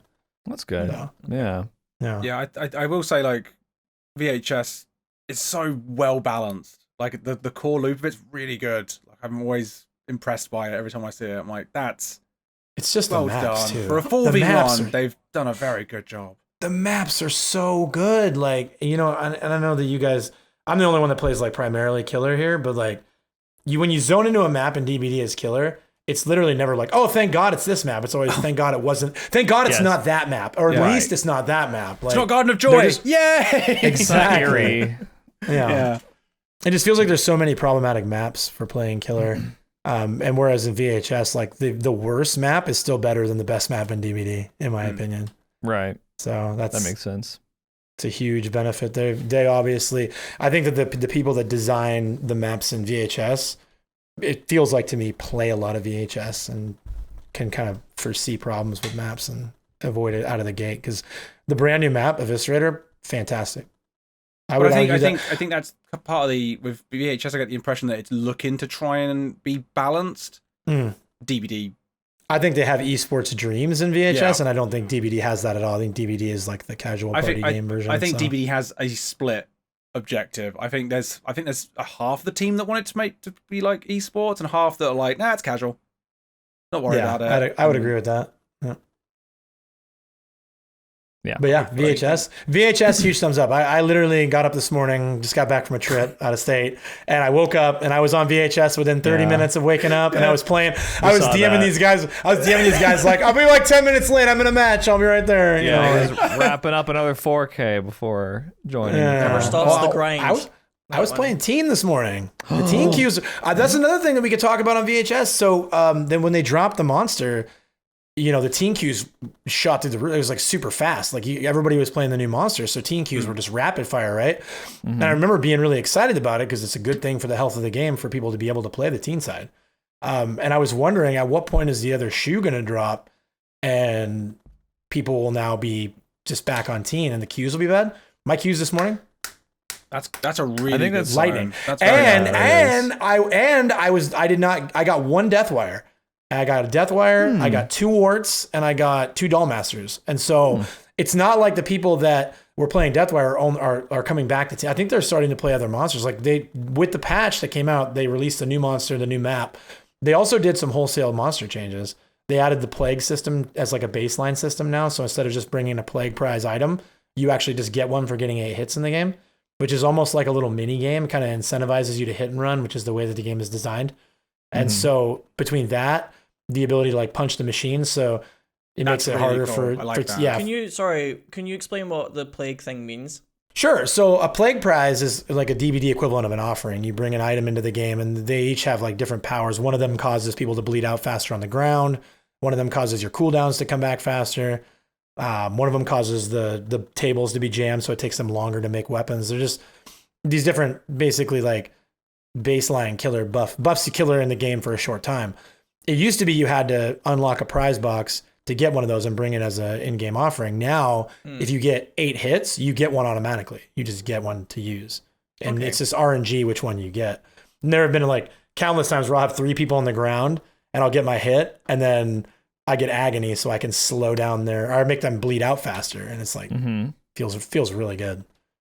That's one of my my problems at the moment with Dead by Daylight is that I think Killer was underpowered until the most recent update. I think it was a little bit too fast to do the gens, but I think one thing that we're beginning to feel more and more is there isn't enough incentive to like go after different survivors. It feels like there's a lot of tunneling at the moment in particular in the game and more camping because it isn't really disincentivized with the what's it called, the emblem system before. If you camped someone, that one emblem for Killer would go down, right? Where it like punishes you for staying too near the hook when somebody's on the hook. So you're supposed to keep going after different people. But now the MMR system is completely different and Killer is just stronger in general. I feel like we're seeing more and more killers just like aggressively tunnel and camp. And it's not necessarily that they're bad people for doing it, but I don't think it's the most fun experience. So I think if they could gently push killers to get more rewards for going after multiple survivors one after the other, incentivize it rather than like, you know, beat them up for it. If they could like try and find a way to make that give you more dividends, like the kind of system you're describing in VHS here, I think it would make the health of the game better because it's just not super fun. And that's a really good idea. Positively rewarding like the behavior you want. That's a really good idea actually. I like VHS has another system that's been in since the beginning where you have an enrage bar, and as you get hits from unique teens, it goes up, and when it maxes out, you get like an instant down. But if you down somebody, it resets. So you actually like you get more powerful by spreading out and hitting multiple teens, and then you build up your rage bar, and then once you've got that built up, after they reset, you just one shot somebody. It's pretty awesome. It's definitely a good idea because like sometimes when I play Nemesis and I hit someone with my tentacle, I'm like, well, they can go now because if I hit them with my tentacle again, I don't get stage 2, so I'll just go find someone else. Right. Yeah, and they get the little speed burst too. Yeah. And that actually feels like a really good. I mean, I do the same thing. I'll break a chase specifically because I just want to get to tier 2 on my Nemesis tentacle, right? Yeah. And if they had some sort of like baseline game, I mean, obviously I'm not a game developer and that's not my strength, but if they had some sort of way to incentivize spreading out pressure and chasing multiple people, that would be a really good thing, I think. Rather than constant forum posts being like, if you camp and tunnel, you're a bad person, and then the response of, it's in the game, so I'm going to do it anyway. And it's people just go around in circles with the same argument. Which is a legit strat. You know, it's funny that this conversation's been happening since 2016 too. It's like never going to change. Like it's the same conversation since the beginning. So. Yeah, I do think the onus is on DBD to figure out a solution to that. And to their credit, they've been trying with this baseline BT stuff, but it's the type of thing where things like that have been in the game for so long. And if someone they were arguably the second chance perks were much stronger before the Dead Hard nerf, before the DS nerf. But if somebody wanted to tunnel you out of the game, they were going to tunnel you out of the game. Even if you had teammates come in and body block for you, even if you have 20 seconds of haste, I took off the record for a while. What a waste of time that was. Yeah, I do. It does annoy me that you basically, if you're playing solo queue, you have to bring off the record, or else you're gonna have a bad time. I used to, but then I realized that if they want me dead, they want me dead. Like, yeah, exactly. That's what I'm saying. So it's like I think they do need to add some sort of motivation for killers to spread out damage, because the argument always is like, well, they're injured, why would I not go for them, right? Like, just thinking in terms of what makes me win. What's that rubbish perk that, like, when you hook everybody once, it blocks all the gens? Oh, that's Grim what Embrace. I heard, or that's what I was thinking of. Yeah, stuff like that would be cool. It would be cool, not tied to a perk, though, I think. Oh, no, it shouldn't be a perk. It shouldn't be a perk. It should just be something that killers should aim to, because no one brings Grim Embrace. You could just delete that perk and just... somebody, like, who would bring that when Dead Man Switch or Deadlock are a thing? Who would bring Grim Embrace? Like, waste of time. Someone brought Grim Embrace against our team in solo queue. Like the other, well, I mean, it happened once, but it was shocking when it happened because I was like, "What caused this gen to be blocked? What?" And I was like really confused, and I was like, "He's hacking! He's hacking, chat!" yeah. It's not Dead Man Switch. It's not Deadlock. Was cropped intervention lagging out and it's only just kicked in? Yeah, it was very odd, but yeah, it's very, very rarely used, that perk. I think it would be useful to have some sort of game rules change. Like, to have the killer get an innate advantage, like what Doug's talking about with VHS, for spreading damage out. Yeah, that would help. Yeah, I think the game's Sinow's right health. that it definitely like should be a positive thing. Well, and then there was an issue in VHS with that initially because like spreading out damage was great, right? You got a benefit from it, but then they could just infinitely restore their health with chompy bars, and so they would you would hit somebody like 10, 15, 20 times in a match and they would still be fine. So they implemented a system now where after you take, I think it's 8 hits. I think it's 8 is the max. Oh no, 6. 6 gets you in the busted state. 6, yeah. So you get in the busted state, and you can no longer be healed, and you can no longer replenish health unless they use a staff, like one of the items that's in the game. So it's like a complex process to get you restored out of busted. So, which I thought was another great change because I had games legitimately before the change where I would have like 35 hits and a loss. Like I just slap the shit out of them and I'm still losing. This feels bad. And so, you know, now the busted system, I played multiple games as Monster where everybody was busted at the end when I won. And I played a game today where 3 out of the 4 of us were busted and we won. So it was like, and it was exciting. It's like pressure. You're like, oh my God, if we go down. I suppose it's also good to like, it lessens the ceiling of how much time a match can take as well. Oh yeah. Because like some VHS matches, especially in Stonemaster, like you're trapped in it for ages. Whereas like that means there's going to be an end point. There's a point where you will not be able to continue, which I like. Right. I think, do you I think one of the challenges with adding something to DBD is that it has to be an advantage that's greater than making the game into a 3v1. Because that is such a big advantage for killer. The game dynamic completely changes. You know, if you just tunnel someone out, and it's like, well, 3v1 at 5 gens, they're fucked, right? Right, yeah. Like, yeah. unless they're a very coordinated team. There's like, if you tunnel someone out, some perks lose their like Thanatophobia. You're never going to get your full stacks out of that anymore because you've got someone out of the game. I kind of like the idea of more things like that. Like maybe every time, I'd say how you balance that. Maybe every time someone's eliminated from the game, gens go a little bit faster. Yeah, I heard a really good suggestion. Go ahead. You want to talk about this, John? You got excited. You should have seen the look on his face. It's Christmas morning look. Hold on, let's go. John looks very excited right now. I just wanted to point out that's one of the very few things that Propnight did right. Was it had a system like that where if it felt like where if it felt like the survivors were falling too far behind too early, it would increase their gen speed. Yeah. I just want to say we've brought up Propnight 3 times between us now. We should play that this week and talk about it next week. That's what we should do. It's a sign. Maybe we should. Let's revisit it. Yeah, we should actually. We should play Propnight because they've changed that game drastically since I think most people have played it. Sinnoh's, they've changed that game. They've made it shit. Has it had the graphical? Has it had the graphical update? It has had the graphical update, so everything is just like darker and a little more scary. And also, they took away a lot of the powers. They made it when I first retried it so that if you got put on the hypno chair once, you died. You immediately died. They've now changed that, I think, to you have to be put on the hypno chair twice to die. But yes, the Discord was it was like in flames. Oh my god, I want to play it again. We have to. Why would you do that? Next week, we're playing that at some point. It looks like, the Reborn hasn't launched yet. They said they were in the home stretch on September 2nd, but they're not quite there yet. We'll play it soon. We'll hold off then. I really want to play the full...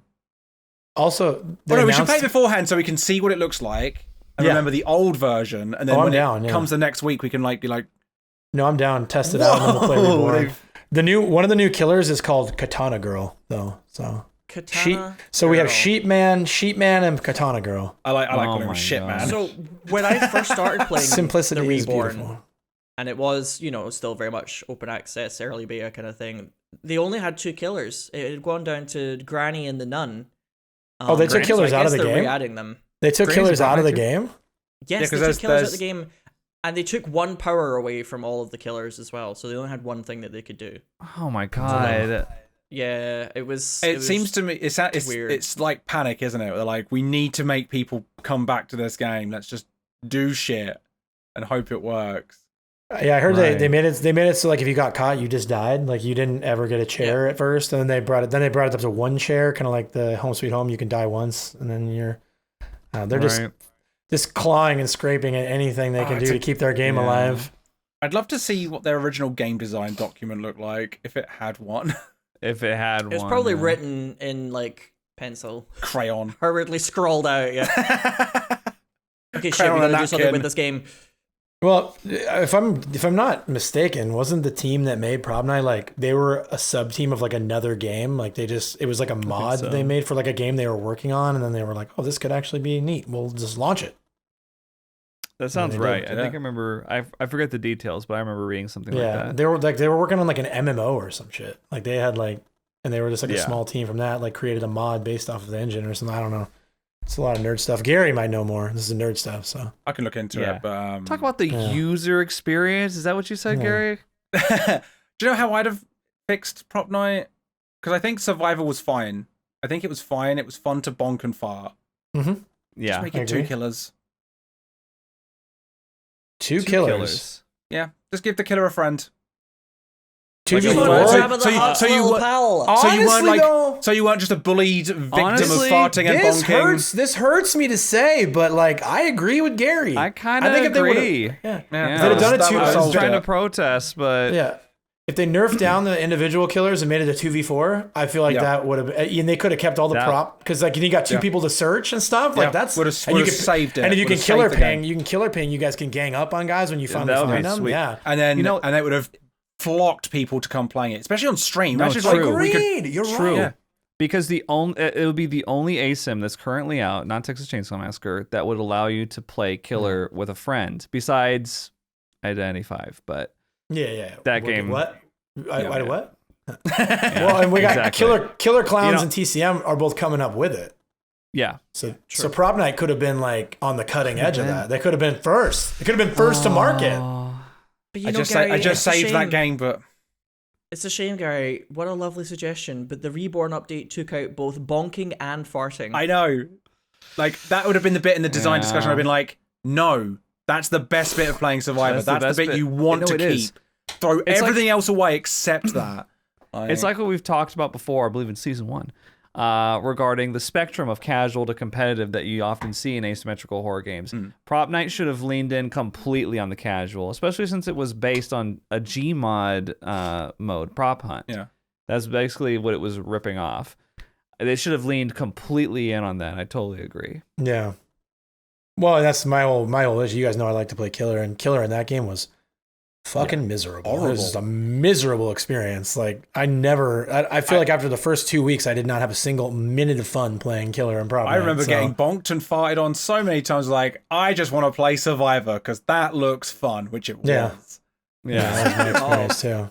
Doug, do you think VHS has a problem with killer, not necessarily balance, but like the fun of the experience of it? So I don't personally dislike it, but I do see that there's like a community like, well, and the thing is like the community as a whole, obviously before the last update was like 90-10 team to monsters. So the devs are aware and they're doing things to improve the monster experience because monster did feel a lot more binary than teen. Like you were basically just waiting on your cooldowns to come back, checking around corners, and then you either got killed or you killed them. And they added more things, and now you can bust the machines, and they did some reworks on like how the cooldowns work. You come out of banish, now your cooldowns are all refreshed, so you don't have to wait on cooldowns. They've changed a lot of the baseline stuff on Werewolf, so she's not just a cooldown simulator. I would agree. I think that you talked about this. You've talked about it before, Sino. Like to me, that like the monster experience didn't feel rewarding. Win or lose, it didn't feel rewarding. I think they're aware of that and like taking active steps to improve that. Yeah. I think that was my biggest problem with the game, is that I wanted killer to feel a little more, monster to feel a bit more fun to play. It felt either like I have the advantage because my cooldowns, or I have the disadvantage and I have to just like wait. I wanted the game to be a bit more dynamic. I wanted the back and forth between like being shot at and trying to get towards the survivors to feel a little bit more about skill and less about like who's in the power state right now. Did I get a big roar off? Right, now I'm in the power state and I just run at you. Or, hide behind a pillar, wait for the cooldown. I think they could make it a little more dynamic, and I think that would maybe make the experience a bit more engaging and less kind of like, kind of in the hallways, just waiting for my cooldowns. And when you get your cooldowns, it's like, just waiting to see if I can find a survivor. And then, use cooldown quickly, go for it. And then, it didn't work out, run away. So If they could improve that loop, I think I would enjoy Monster and VHS a lot more. I think Teen is just kind of fun if you have like a group. Yeah, it's got that benefit of like caveat. it's just fun because you're with people. Yeah. Yeah. When was the last time you played Monster though? So have you played since the last update? I haven't played since Deathwire came out. Yeah, I would recommend giving it a shot if you get some time, just to try it out, because they've already kind of done some baseline changes to Monster in general, and then specifically Werewolf got basically a full rework with the way her powers work, so with the cooldowns and stuff. Like when I've played Killer, I've mostly played Wart. I've played a bit of Werewolf as well. Man. And like I really like playing Killer in it. It's very high octane, but I can't do it much because it stresses me out quite a lot. It's a very stressful situation playing Killer. Like, that's the only thing that I worry about it from a casual perspective. But like obviously you said that queues have been fine now, so I think people giving it a go probably quite like. I think there is a market for that high octane, quite competitive kind of gameplay, especially as playing Killer, because it was very.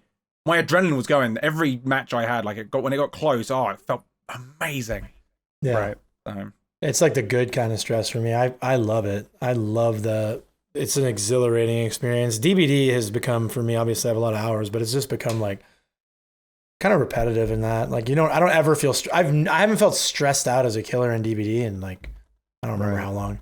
I get the feeling ever since the Killer update, you haven't enjoyed Killer as much, Doug, or DBD as much. Was that? Well, the big thing that's holding me back is queue times. Killer queue times are obscene right now. And so, I don't know. I've seen some tweets just today. Apparently Killer got Bloodpoint incentives today. Yes, so apparently I saw that. it touched 100%. Yeah, so it sounds like maybe we're seeing a shift again in the player base, and maybe some of the that's very early to say. Some of the I'd like to know what time of the day that was. I'm so hopeful, Gary. I just want it so bad, bro. I want my killer queues back. So I mean, hopefully a lot of the Wesker one tricks are falling off now. They're getting bored with the game and moving on to something else. I mean, I just want to play Killer again, and I don't really have a lot of time for 10-minute queues while I'm streaming. And then VHS queues are so good, and the game is so fun. We could talk about the data, the stats that Behavior released concerning queue times and kill rates, and basically the impact that 6.1.0 had. That's a good plan. You want to know what my problem is? Those stats, Gary. There's plenty of wrong with them. There's plenty of wrong with them. But my problem from drawing any conclusions is that we don't know. Those are just stats across the whole player base. Yes, right. Yeah. That's I would like to see a breakdown. It tells us nothing. If they would break it down by like, even MMR. if they did like tiers, like, well, at the iridescent MMR it's this, and the silver MMR it's like, this. Because I remember there was that graph which had all the lines showing perk usage in various MMRs, right? I think it showed like at the high MMR. Yes. You'd see no ed or whatever, or however it was. Those are very cool to look at. Yeah. I would like to see. Well, should we go through the data and talk about that a little bit? The only thing I'm gonna. It went from what, 53% kill rate to 61, right? 53% was its original. Now it's gone up to 61%. So I think it's fair to say it was a killer-sided. But the thing is that applies to 4 players. And I saw another tweet that was like, so it went from 2.7 kills or 2.4 kills a match to 2.7 kills a match. Like it was like very small change. 53 and 61 makes it seem like it was huge, but if you apply that over 4 players, it's like not even a full kill difference. It's like a 0.3 kill difference. I think if it was a full kill difference, that would be insane. That would be insane. Yeah, it would be crazy. But even so, it's really not that much more. It's really not that much more. I think it's interesting that there was an increase though, and that I know that 8% compared to 0.3 is a difference, but it is a sizable increase. It didn't, to me, it didn't go from like 2.4 to 2.45 or anything. It did jump a significant amount, and that's over, like you said, that's over the entire player base, over all MMRs. So that's over like thousands and thousands and thousands of games. Yeah, 40,000 player concurrent. You can take it further and look at the data a little differently as well with Survivor, which. Their escape rate was 47%, so you could say they escaped about half of their matches. Now dropped to 39%, so they're now escaping 2 out of every 5 matches. Like, but how many of those matches are they giving up on their first hook because they don't like the killer they're going against too? I know that's a whole other issue that's cropped up, because I forget who it was who tweeted about it, but someone was talking about like, is that the byproduct of excellent queue times as Survivor? Because like, you can just move on. It's not a problem. Because I heard that point that like, well, Survivor queue times are so small now that people are more likely to give up. But I remember when Survivor queue times were like horrible not too long ago, and people were still giving up on Hook. That was back when there was no DC penalty. Yeah. So to me, I haven't noticed a difference in queue times to people giving up on Hook. Yeah, I'm the same. I don't really care how long the queue time is, but yeah, because I remember when it was happening, I'd be like, why would you give up queue times for Survivor like 5 minutes? I can't remember exactly when this was, but it's funny when killers give up though. That blows my mind every time. Like, you waited 10 minutes to DC. What are you doing? Yeah, or when guys are still, or these guys that are still playing fucking Basement Bubba. It's like, man, you sat in a queue for 10 minutes to stare at one person in the basement, bro. More, like, is everything okay at home, dude? Like, right. This is crazy to me. Like, yeah. I just hope that today's tweets are a symbol of a brighter future for my killer queues, because that's my number one thing I obviously very much enjoy the VHS experience, but the queue times are just 24 hours a day. They're good. So, and I stream at night, so they've got like similar queue times to Home Sweet Home Survive. True, and I might be putting that in my regular rotation if the queues are going to be good. Like it's I do have to say though that our experience of streaming VHS, the Survivor queues, the team queues were pretty long. I will say. And there's probably a number of factors, right, for that, but yeah, I think it's starting to normalize now a little bit. They have when Deathwire first released, the team queues were like instant, and that was really nice, because I played before Deathwire came out too, like just before, the week before, and they were like 10 minutes long or more. It was crazy. I remember trying to record some VHS footage. Was it you, Doug? I might have been playing with you. I was recording it, and I had a queue. It was like 20 minutes. I'd been recording the match, but I had a 20-minute queue time. I was like, I could use this. This could prove a point in my video. That's terrible. It is much better now, though. But they made the wise decision. They have a teen ready right now also to be released. So they made the wise decision to release the monster on its own to get the queue times rebalanced, and it worked. I think that's a really clever idea, especially if like now you're seeing more people playing Wart and the Werewolf and Dolemaster. That means they've won people over, that's fantastic. Yep, exactly. So it seems like it worked. That was really cool. I want to talk about Wart. Only thing I want to say is you mentioned Wart. So after playing like 40 hours of Deathwire, I started playing. I'm leveling up my Wart next. I have Deathwire and Werewolf at 95 now, and I was like, oh my God, this feels amazing. Like, Wart's kit is so rewarding and fun. And I was just like, God, this is what it's like to play Monster in this game. It was really, I don't know, it felt really good to play to play a really well-designed, I don't know. Wart's very fun to play. Like, that's so the one fun. I played Werewolf, but like Wart's really fun. Yeah. And then the power difference going from Deathwire to Wart was like insane to me. It's like, oh my God, I can actually deal with teams that have weapons early, it's like really nice. Right. Yeah, I did not have the same appreciation for my couple games as Wart when I played. I need to play more. Yeah. A lot of it is just like, I mean, we said about when we were playing Home Sweet Home, maps. Just I played a lot of team to learn the maps, and then I played killer. So I knew where I was going a little bit. Well, the skill floor in VHS is really high too. Like, being a beginner in VHS feels terrible because you have no idea what's going on, and the power levels in the game. Like, I don't know. I just think that like your first, it sounds crazy to say, but like your first 100 hours in VHS feels like you have no idea what's going on, and like you have to figure it out. It's not nearly as simple as DVD, I don't think. Well, I was about to say, I kind of, in my first few VHS matches, I was kind of hearkening back to when I first started DVD, because when I first started DVD as Survivor, I spent a lot of time just like walking around the map, looking around and being like, I don't know where I am, or so my friend would be like, help me on this gen, and I'd be like, well, where are you? Where are the gens? I don't know where it kind of felt like that. By the corn? Me. Yeah. There's corn everywhere. Your totem's by the corn, bro. I remember the corn that. call That's out. Funny.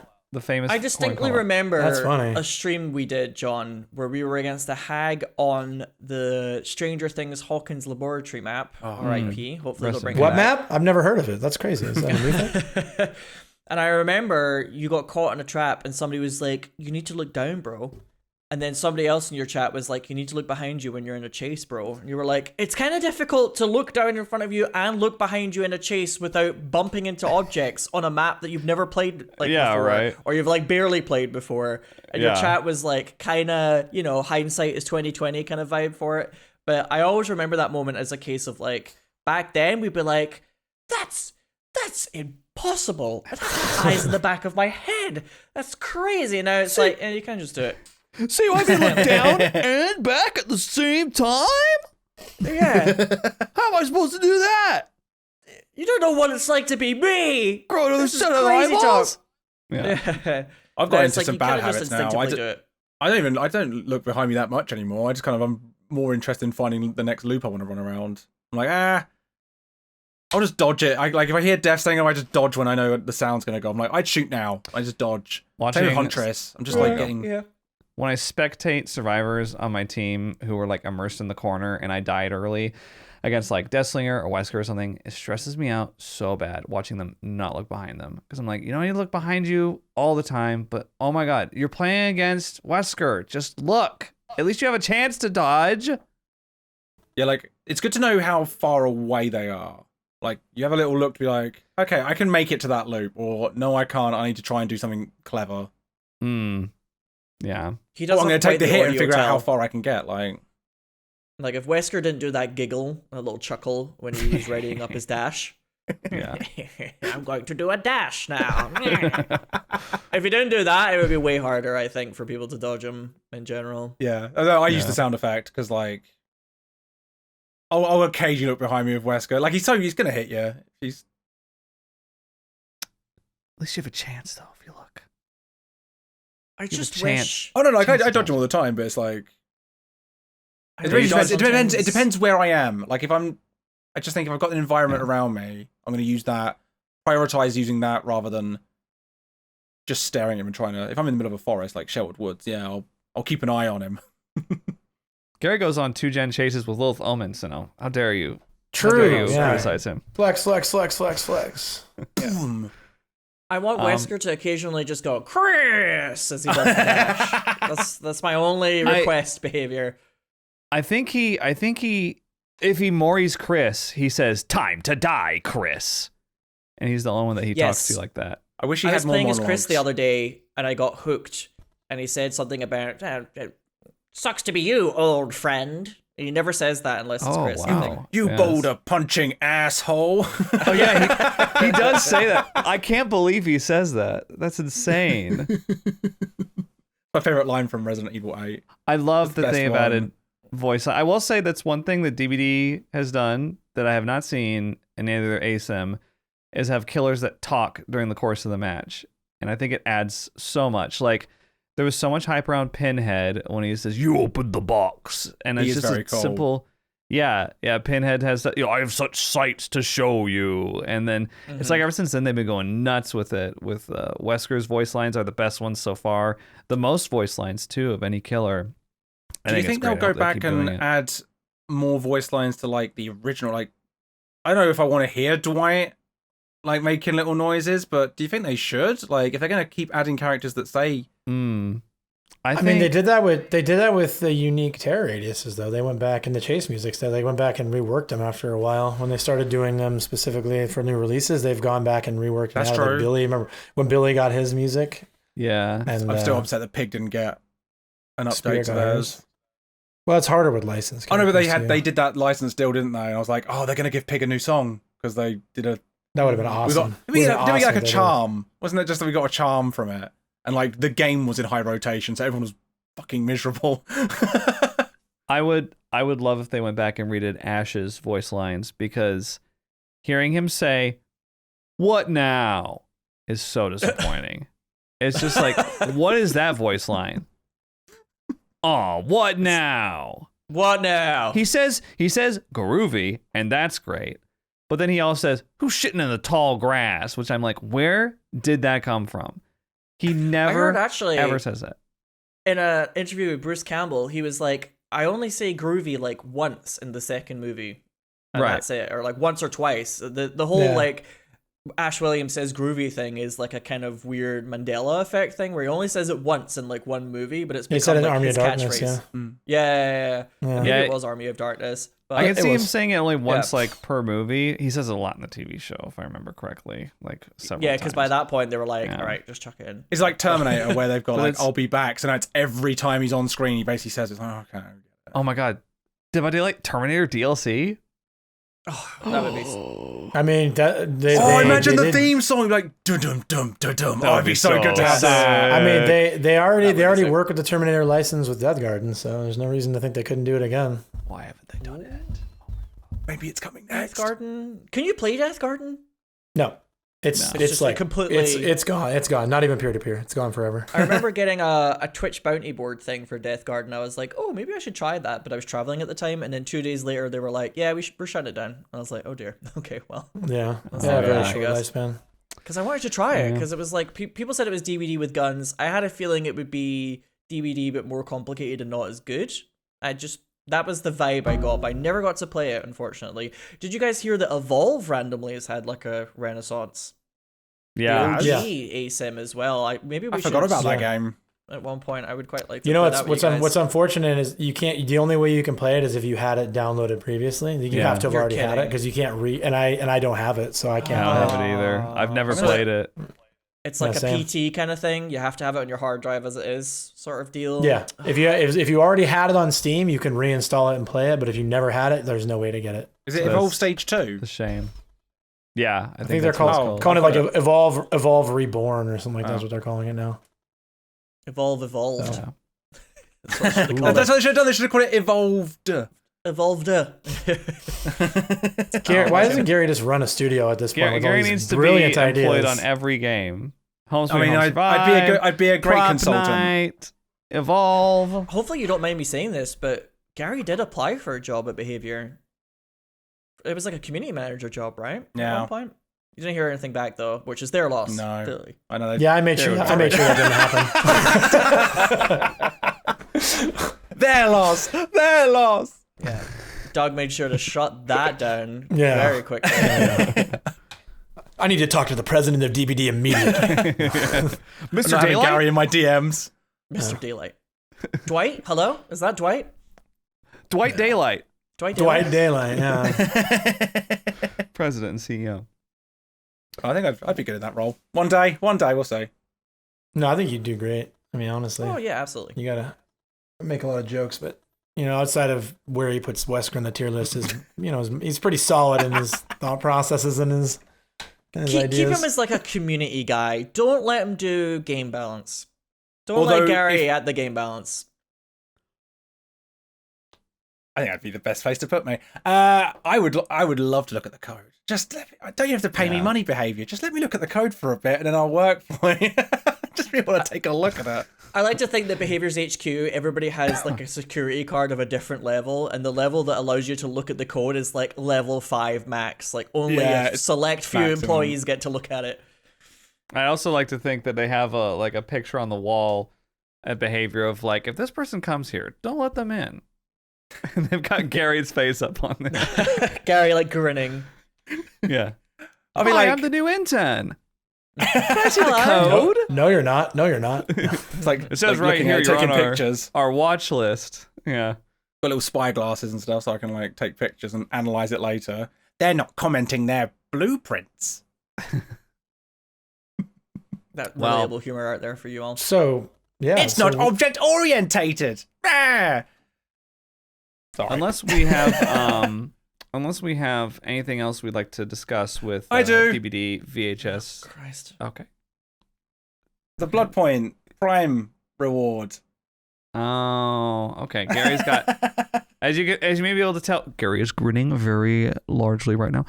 As you may be able to tell on the video version, Gary's grinning very widely because he has an opinion to share.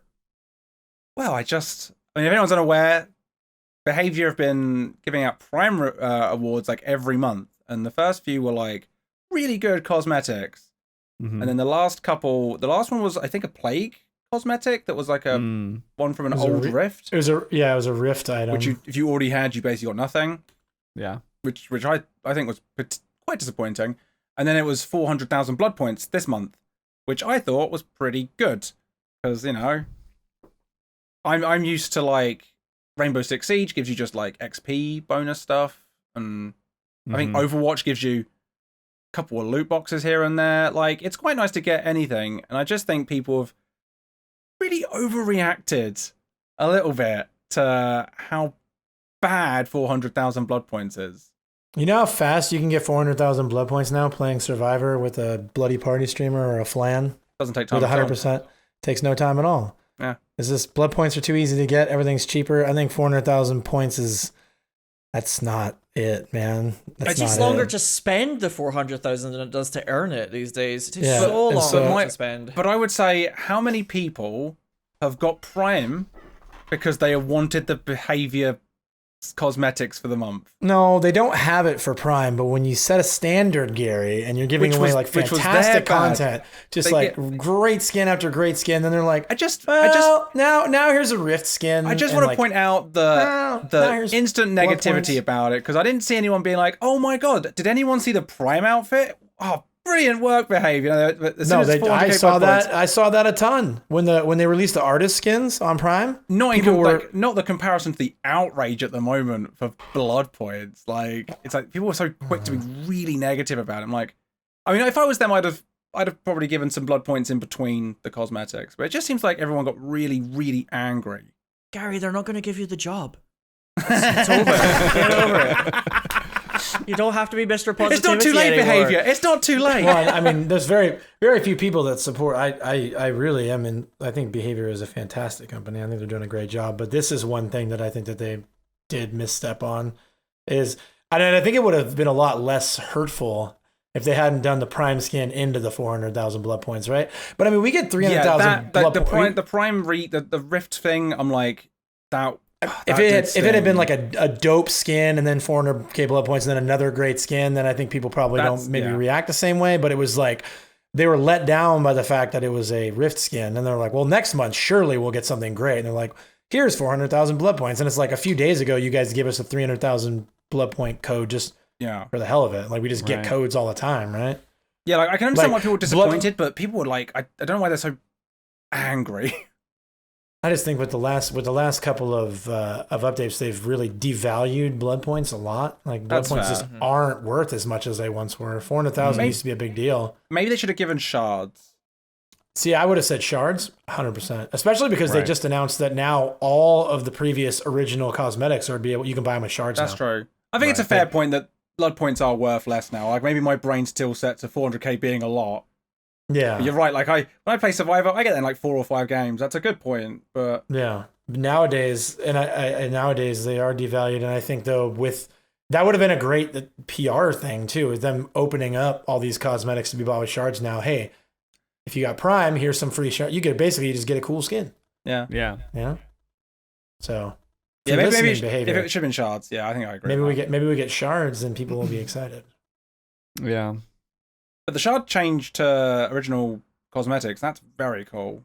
It's awesome. And a little bit annoying because I've been wasting my shards because I've always wasted mine. I've got like none. I've seen streamers with like 350,000 shards. Yes, like, there's some people giggling. Yep. Yeah, some people hoarded them. Although I don't regret any of the cosmetics that I just bought. No, I wanted them. Yeah. I've always used them for like the last 2 years. I've always just used iridescent shards to rebuy perks in the shrine for blood points. Not anymore though, because as you say, Doug, blood points are worthless. Yeah, well, they also decrease. I never said they were worthless. Now, don't put that on me. They decrease the amount of blood points you get for rebuying perks in the shrine as well, which is annoying. Oh well, and they also made it harder to do. Like, if you don't have everybody all prestiged up, like, you only get the perks 1 rank at a time now. So, and if you buy them in the shrine, it's the next rank of the perk. Oh. Yeah. Oh, I didn't know that change. So, like, if you have Ash Prestige 1, so everybody has Medal of Man rank 1, then if you go to the Shrine of Secrets and Medal of Man is in the shrine, then it's rank 2 that you can get. So, you don't already have it, you can't get 100k blood points for free. But does that mean you only have to get Ash to P2 now? Or do you still have to get into P3? You still have to get into P3, because if you get into P2 and you have Metal Man 2 on everybody, it becomes Metal Man 3 in the shrine that you buy. not blood points. Yeah. So yeah, that's pointless. That's a shame. Yeah, kind of annoying. It does when you get it, it's unlocked for everyone at that tier. Yeah, I would counter with that saying it's not worthless because you save yourself from an entire prestige level by buying it one time. If it gets you to P3 maybe, but everything else is like you still have to do it. Like I don't understand the point of buying rank 2 Medal of Man, for example, because it's like, well, if I want rank 3 Medal of Man, I'm still gonna have to prestige Ash or wait for it to come back to the shrine. Yes. Or you just buy it. You can also buy it in the individual blood webs too. Like it'll pop up, and then you can buy rank 3 in the blood web. Like You don't have to prestige to get it on other people. You just have the option to. Yeah. Yeah, I actually quite like the new system because it feels very like once you've done it, it feels like you've unlocked something good for everyone. Whereas with the old system, it's like, yes, you can find the perk, but you still have to get it to tier 3, right? So it's like, I love the new prestige system. Yeah, that's the new prestige system is awesome. Yeah, for sure, it's great. Just the new shrine. It's very satisfying to be like, oh, I've got Rebecca to tier 3, so now everybody has it forever. Right, done. Yeah, unlocked. That was like my priority of the new update. I was like, I want hyper focus on everybody. Tier 3. Come on, let's do this. Yeah, absolutely. Hyper focus is so fun, man. Oh, I love it. We talked about it in the season 2 premiere, Hyperfocus. We did, yeah. It's come full circle to talk about it now at the season 2 finale. Start with hyper, close out with hyperfocus. Gary, did you have anything else any other hot takes about DVD or VHS? No. I have nothing else to like. So it's an interesting topic, and I'm glad we spoke about it. Are we safe to possibly move on to our brand new segment? Debuting in the season 2 finale, I'm happy to introduce Gary's Comp Corner. We need to make a tune. We need to make a tune for it at some point. Sino is embarrassed for me. I'm not facepalming about you right now. I'm facepalming about what's to come, I think, because I'm excited, but I'm nervous. Let me. It's all right. If we hate it, we'll cut it. Let me introduce the segment that we hopefully will not cut because it'll be gold. Gary's Comp Corner is the section of the show, this time at the tail end, where we read one of Gary's YouTube comments out loud and discuss it amongst ourselves. Because, as you may or may not know, Gary has a fantastic YouTube channel where he takes deep dives into Dead by Daylight topics from an academic point of view. And on these videos, he gets the wordiest comments I've ever seen. You know, on my DBD channel, I upload stream highlights, and I'll get people leaving one sentence replies usually. On Gary's video, it is hundreds of comments, and they are paragraphs. Paragraphs and paragraphs and paragraphs. And it is so much fun to read. And so we thought for Gary's Comp Corner, we would check in with the competitive Dead by Daylight community to read their thoughts on balance. And this most recent video that Gary put out was about which side is more entitled, survivors or killers. And Gary reached the conclusion that both sides were entitled. Just to summarize, I encourage you to see it for yourself. Which I knew would piss people off. And it has, as we're going to see from... Take it to the comments. We'll find from the comment that we're going to read. So Gary, take it away. Okay, so this is someone... Like, there's so many choices, but this is someone that actually left 2 comments. So buckle in. It's quite a lot. I'm going to take a sip of my water before I crack into this, because it's quite a badly formatted mess. I actually haven't read this comment. Like, I skimmed it beforehand, but I haven't read it in detail. I've only skimmed it as well. So it looked like it was juicy. I'm excited to find out which side is more entitled, survivors or killers. Yes. I can tell they wrote it on their mobile phone because some eyes are 8, but I'll just fix it for them in my brain. Okay. Cracking up for this. I flat out disagree both sides are entitled if we are talking wholesale.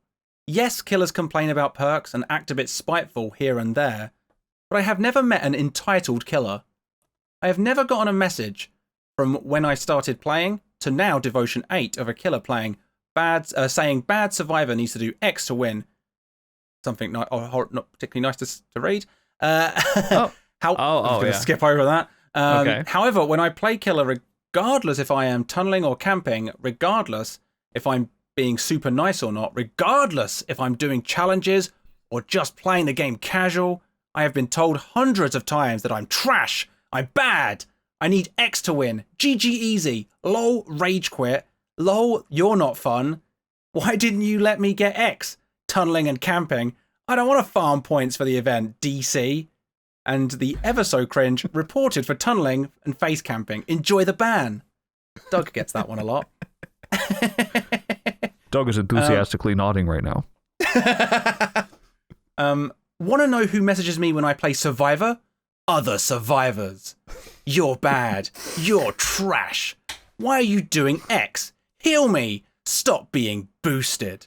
I have met people in voice chats who literally...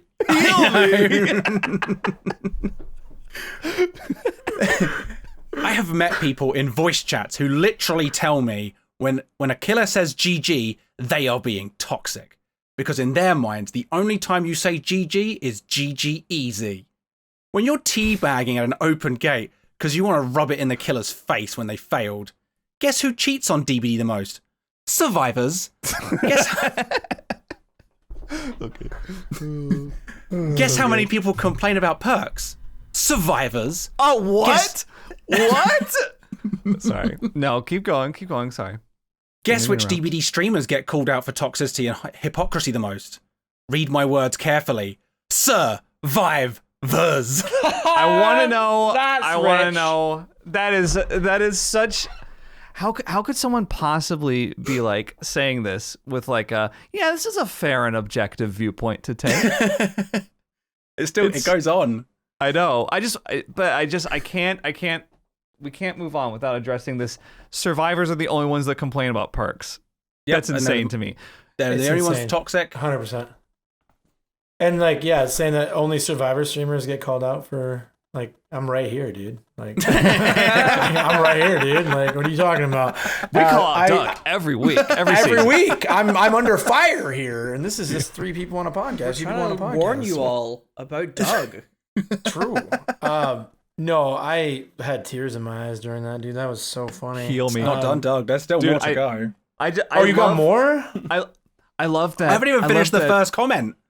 I love that people were messaging them saying "heal me" in the middle of the match. No, this is my thing too. He's like, I was in a voice call with a person who said, GG, it's always GG. That's your friends, man. Like, that's who you're in a voice call with. Like, those are people you chose to talk to. So, like, right. What? You're acting like it's some sort of community thing. This is just your circle, bro. Like, right. Oh my God. Doesn't like their circle. Their circle's toxic. Yeah, true. And so then, like, the other thing I would argue with this person's experience, like, I have a lot of problems with the things he's been saying, but is if you can't quantify complaining 1-to-1 because there's a 4-to-1 ratio in the game, dude. You have 4 times as many survivors as killers, so obviously you're going to hear survivor complaints 4 times as. There's plenty of comments like that. Yeah, but like saying it aggressively about survivors. Yeah. Yeah, like it's a detraction to their character. Yeah. Anyway, sorry, should I carry on? Continue. Yeah, please do. Want to know what I, as a killer main, shocked, as a killer main, complain about the most? He's a killer main? No way. Whoa. That I hate going against Nurse, and that it's not fair that Barbecue can no longer farm blood points, while Prove Thyself farms blood points. Okay. I complain that it's not fair that when a killer plays to win, they get called everything from toxic, trash, and to the end. While survivors not only do whatever they want to win, but gleefully rub it in the killer's face and not realize the level of hypocrisy. So he's talking about, he's basically taking like anecdotal, like individual experiences and making generalizations based out of them. So they left that comment. Mm-hmm. Oh, that was comment number 1. That's comment number 1 done. They left it a while and then they commented again. No, but can I ask a question? Before they commented the second time, did they have engagement or did they just needed more time? Like, what is this? They didn't have any engagement. No thumbs up, no replies. No one responded. Okay, and they followed up. Yes, they followed up. They thought that more information was needed, perhaps, to get a single engagement. Maybe. Okay, go on. They were like, "Hang on a second, I'm not done." I feel like, judging by the way this starts, they probably watched my video and got halfway through it, left a comment, then watched the rest of it. Yeah. Saying both sides are entitled is like describing JFK's assassination as a moderate headache. What? So overblown, that metaphor. It's what does that mean? I don't know. What does that mean? It's an understatement, I believe, is the intended comment. I'm trying to say that. But it's not understatement. I don't know what I'm understating. Or You're not understating. Both sides are very entitled. Yeah, what could you possibly be understating by saying both sides are entitled? Like, what's the overstatement of that? This is very interesting where they're going with this. Yeah, right. Survivor is not only easy to play and win, but now, survivors who have crossplay on, at least on console, get 100% bonus to their blood points. So when they literally only have a 7k score, just one or two bloody party streamers or gruesome cakes / flans makes them walk away with nearly 60 to 100,000 blood points. No. That the math does not check out on that. The math is, how do you go from 7,000 to almost 100k when the most you could do is 10. You would need 10 bloody party streamers. you would, yeah, you would need at least 10 to get 70,000. As killer, to have that level of points, you would have needed to a full stack of barbecue when barbecue gave you 25% blood points for every first hook on each They're survivor. really hung up on barbecue. Yeah, that's really upset them. Yeah. 4 sacrifices, 12 hooks, double pip, and survivor pudding, or anything else that gives 100 plus 100%. Playing survivor right now gives you a free stackable survivor cake, bloody party streamers. Survivors are mad entitled compared to killers. You know that you also get blood points from bloody party streamers, right? Does he not realize that? If they play bloody party streamers, they're you also upset get that 100%. survivors are getting points. They would rather get 0 points as long as the survivor got 0 as well. Oh my gosh. But that concludes their messages. I don't know where the second one came from. It doesn't talk about anything in my video, really. It doesn't really expound upon any of their points either. It's just venting. They're just complaining. I don't know. And I've got a lot of them in my comment section. It is. I have noticed that about a lot of the comments under your video, Gary. I think we were talking about it just before the podcast. Is that a lot of them will start out by being like this deconstruction, this takedown of your points, but then they quickly devolve into just venting about. Like, and here's another thing that pisses me off. Why is barbecue not giving you blood points anymore? It's like, what? No one was even talking about that. Yeah, this is so insanely easy to get points on Killer compared to Survivor. Like, I mean, my average blood points are 22 to 25k per game, like even without the 100%. So, I don't know what this dude's problem is. I don't know why he's so personally offended by the fact that Survivors are getting points now. I do want to say we are laughing at it, but keep commenting. Oh yes, it's gold. Oh yeah, we want more content for next season's Gary's Comp Corner.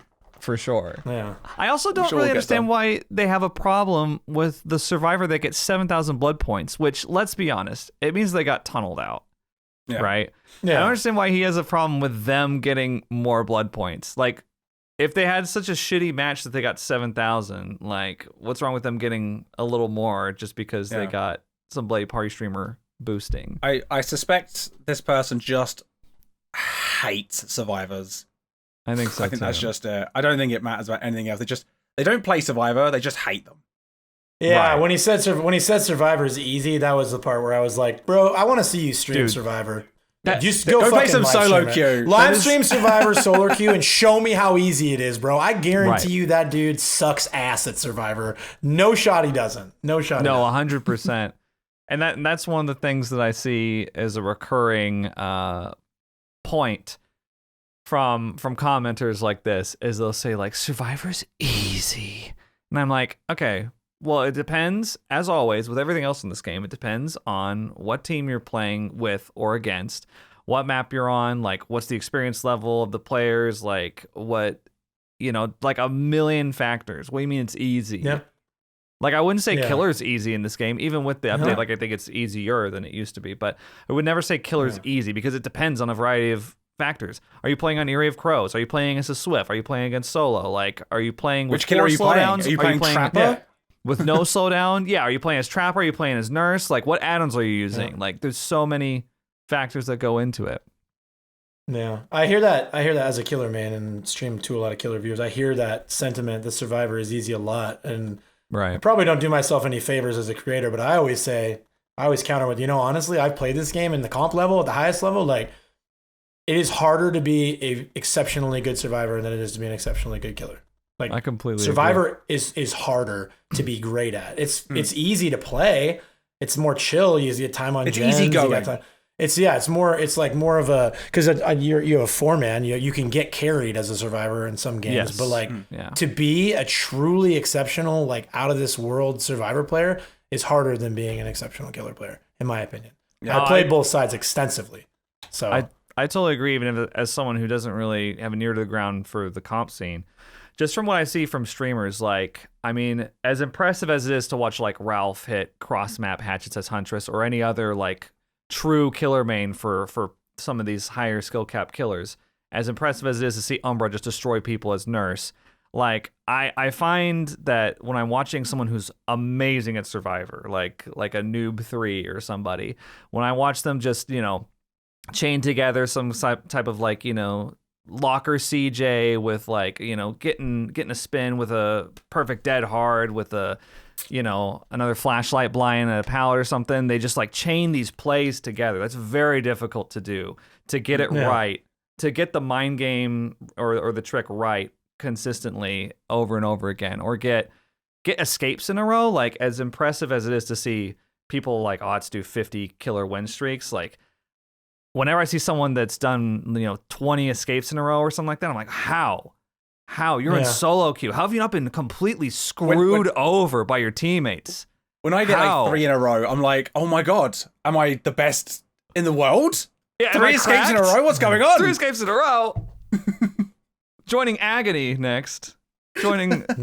Sign up for Oracle. Yeah, I just think that there's like a Dunning-Kruger factor of like these killer players who are killer only players who don't play Survivor just get this impression that it's really easy to play Survivor, and without having actually experienced Survivor against a skilled killer, they have no concept of just how hard it really is to have like that perfect spacing, to have that sixth sense about when you need to change tiles. It's just like the skill set of a phenomenal survivor is just, it's hard. It's mechanically it's hard. Like, it's harder. Survivor is harder mechanically than killer is, in my opinion. Like, you have to, like, when you're looping, your loop has to be tight, but not so tight that you get hung up on shit. Like, it's just being able to look behind you and be able to judge, like, and then having to take a fucking Rolodex of every killer in the game. What can they do at each loop to slow me down? Like, I mean, some of these guys I play at a high level against high level survivors, and some of them blow my mind with their ability to like make reads and to be able to play around powers and stuff like that. When I play killer, I go up against survivors. I'm like, I wish I could play as good as these survivors, because I find it. I am a higher MMR killer than I am survivor for sure. Killer's easier to me than it is playing survivor.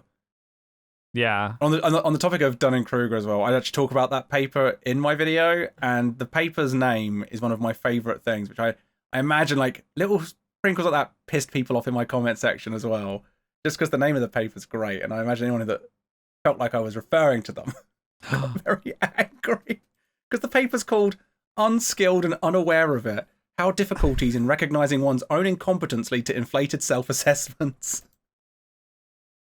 Very true. Also, unskilled and unaware of it. It's a very comedic way to describe that. Also brilliant paper as well. Like, really, it's very good, yeah. It really helps us understand why so many people talk so much shit about stuff that they think they're good at. Like, it's real fundamental advance in like understanding the human condition, I feel, in the Dunning-Kruger paper. Why do all these idiots seem to act like they know what they're talking about, and now we have a way to describe it, It's fascinating. I've been saying for years that the DVD community is famous for 60 to 70% of the community believing that they're the top 5% of the community. Yes. Like, they genuinely feel like they are the top level, and I think that all got. I did it in this stream. I was like, I'm high MMR survivor. What are you talking about? Exactly. I'm like top 2 chase. And what happened is DVD had a rank system that you had to pip up to rank 1. And so, like, everybody who ever in their entire life hit rank 1 was convinced they were a fucking grandmaster DVD player now. Like, I got to the highest level. I got to the highest level. I'm incredible. And it's like, no, actually, you're probably just average, like most of us. I'm pretty sure I'm like average.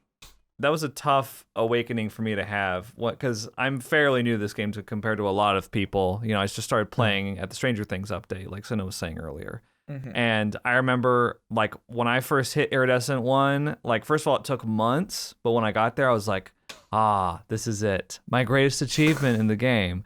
And it took me a long time. Like, it took me months after that. Months. Maybe even a full year to realize, like, it doesn't really mean anything, actually. Like, it represents a grind. Like, you had to work for it. But it doesn't mean that you're the cream of the crop at all. Yeah. It was kind of no such indication. It was only the beginning, really, wasn't it? It was like, you've taken the first step, yes, you've understood the fundamentals, but now it's like, this is where that's a good way of looking at it. It's like the tutorial. Getting to Iri 1 was like, you've done the tutorial. Yeah. You understand the game now. Now get good at it.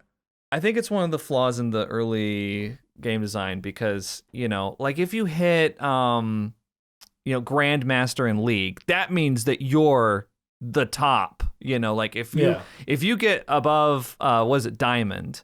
You know, if you get above Diamond, like you are part of the elite. But in DBD, like that's where the rank stop was Iridescent 1. Yeah. It was like there's nowhere to go now, but anyone could get there. And I think it did create a lot of inflated egos. I'm just waiting for the update where they're like, we're finally going to just show you your MMR number. Ooh, the Fallout. Oh my God. Oh, that would be juicy. I want it. Yeah, I think it would actually be good. I think it would actually be very healthy for everyone. Really good. I agree. Very healthy for them to have something like that. Like I understand the reasons why they don't want to share them with us, because then you're gonna get into games with like, wait a second, I was 2,000 MMR and I was in a game with someone 1,200. Well, behaviors matchmaking is sus, and they don't want that. But I think it would be good to give people a context for where they are in the game and something to work towards. Just have it like MMR reveal day. Once a year, we all get to see our MMR. Well, what if they did it for rank reset? They showed you where your MMR was, and then maybe even like an MMR leaderboard, dude. Like an MMR leaderboard, so you can be like leaderboard with rank reset. Doug just wants to be at the top of it. I just think it'd be really cool, right? You know, then it would give you something. It would really put a lot of excitement on rank reset day. Everybody would be like, "Oh, I wonder what my MMR is this time. I had a rough month. Let me see where I'm at." You know, every solo survivor is like, "I had a rough month." there would be a lot of people out there that'd be like, "Oh, it was a tough month for me. Oh, this isn't usually. I'm sure this is the lowest MMR I've ever had. Yeah, for sure. It was a normal month because I played late at night. I didn't play as much as I usually do." Well, but as somebody who is secretly quite sweaty sometimes, I have really wanted something like that. Secretly? Excuse me. Oh, wow. Gas! What do you mean? Competitive? Gas! Next thing you know, you're going to say I'm competitive. Next thing you know, I'll be accused of also being sweaty. That's just crazy talk. I'm not Doug level. Okay. So no, you've had 2 hours of guest privilege, but we're stripping it away. Oh, no, that's it. It's over. At the 2 hour mark, the gloves come off, buddy. Sorry. Okay, as someone who is not secretly sweaty, I guess, I really want something like that as like a long-term goal to like try and improve as much as possible. I would love that. I want to see my MMR go up and down. I really do. Oh, me too. I've talked about it for a while. I would love for there to even have like a Grandmaster type thing where they have like the top 500 players and like each individual killer. It would just give people something else to do. Yeah, something like to grind towards for a personal accomplishment. Because I just think that's really cool. It would help drive me to want to be a better Nemesis or Pig, like to try and get in the top match. Like every month you just go, oh, it's top 400 this month. Sweet. Yeah, if they did like leaderboards for individual killers and even leaderboards for individual survivors, even though it doesn't mean anything, it would just be like a cool thing. If somebody's like really passionate about playing Kate for some reason, they can be like, oh, I'm like a top 200 Kate. You know? Right. I keep seeing someone, their username is Kate Denson Enjoyer. I've never seen them playing Kate. It's annoying the shit out of me. Yeah. They're always Feng. When was the last time you guys saw a Hattie in a game? Oh, it's been... Well, I did see one last week. A minute. I was playing Killer, and I think I gave them the hatch because it was Hattie. Yeah. Yeah, just to be like, you know what? I don't think I've ever seen a Hattie in a match. Honestly, honestly, I don't think that's ever happened. I don't see default skin. Who's Hattie? I'll sometimes see the prime skin Hattie, but I never see default skin Hattie anymore. I would say it's been weeks. Yeah. I wonder what those prime skin Hatties did with their 400,000 blood points. Me too. They got Hattie to prestige 52. Yeah, I guess so. Yeah, probably. Oh, Hattie needs some cosmetics. She Aaron does. Yoichi Because I really like Hattie. I like her backstory. I think she looks cool. I do too. I wish her hair didn't look like a plastic.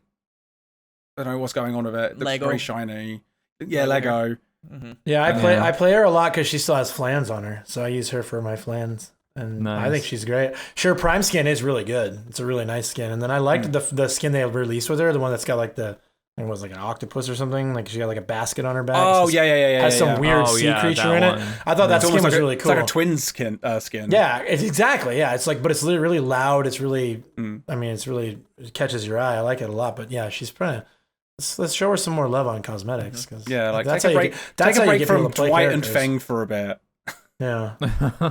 Oh my god! Every new skin announcement, there's like 50 replies. Like another Fengmin skin again? Are you kidding me? It's like she's the most played character, bro. Like they're gonna release new skins for her every chance they get. Like give her cosmetics to make money, but like come on, give Hattie some as well. No, I agree. I think there's some survivors that have been neglected. I mean, Hattie is new as well, but like, I mean, before the newest Yunjin skin with the purple one. With the beret, when was the last time we got a Yunjin skin? Like, been a while.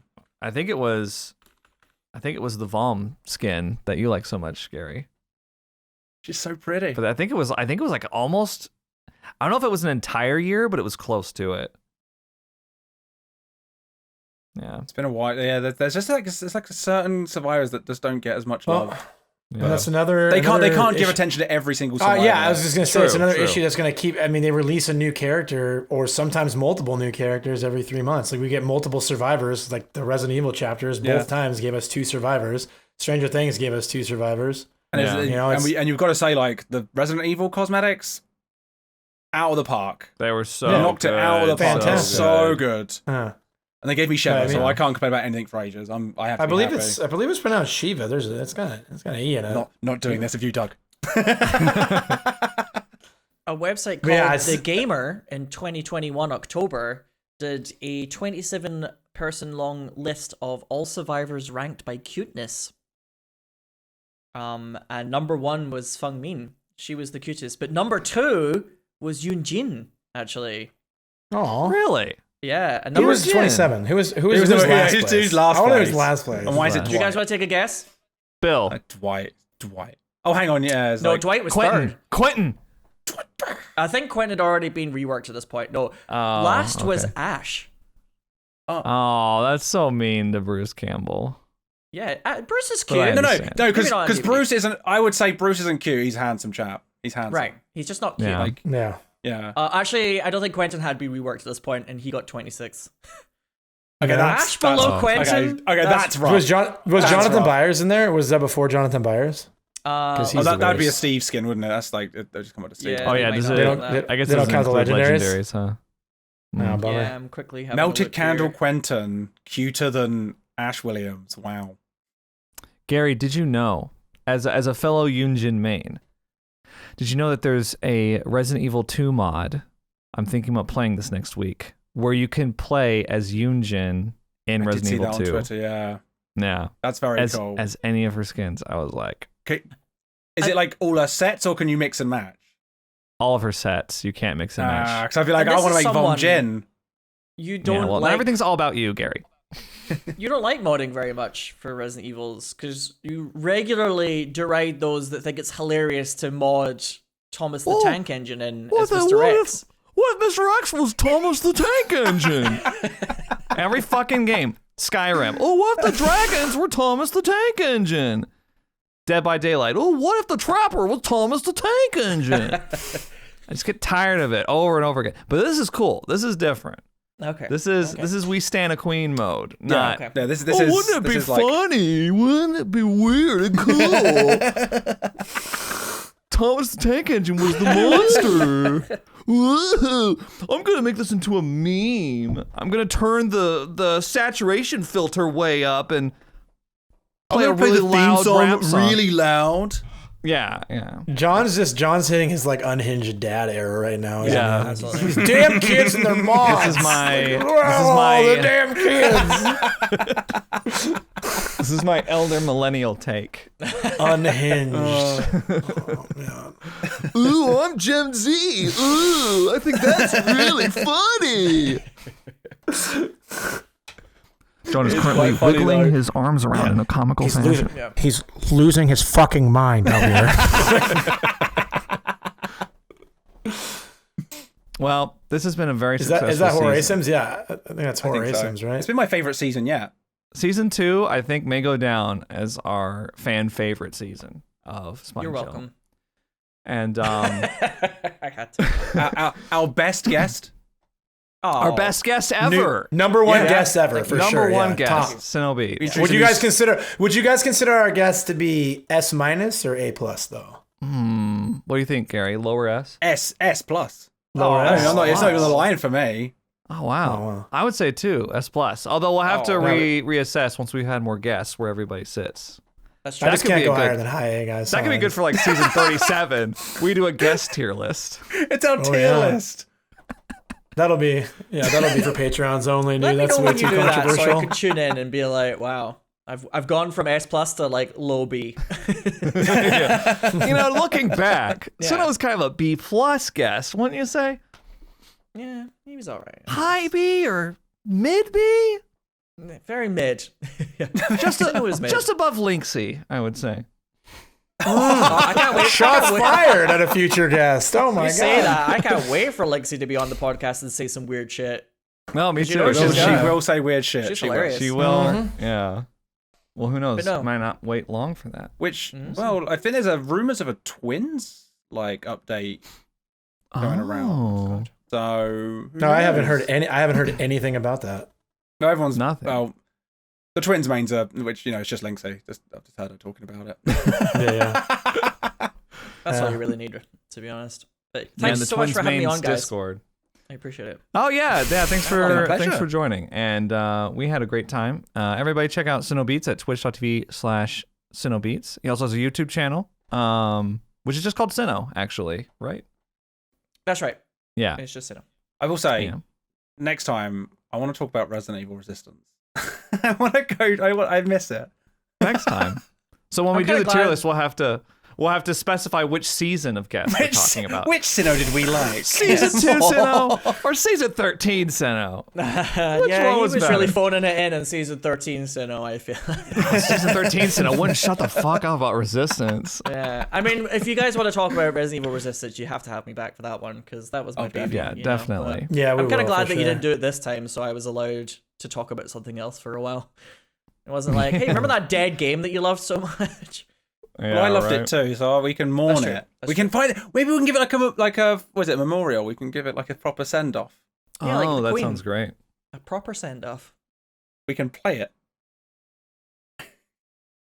Playing All right, Resident so Evil that's That's all the Thank time you. we have. That's all the time we have. Let's Tuning go. into the season I don't 2 know about that. finale of Spine Chill, and we're gonna get out of here before Gary gives us more assignments for dead ASIM games that we need to play before next week. The teacher in me. As always, I'm John. On behalf of Gary and Doug, we're signing off. Farewell. Bye, everyone. Bye. Bye.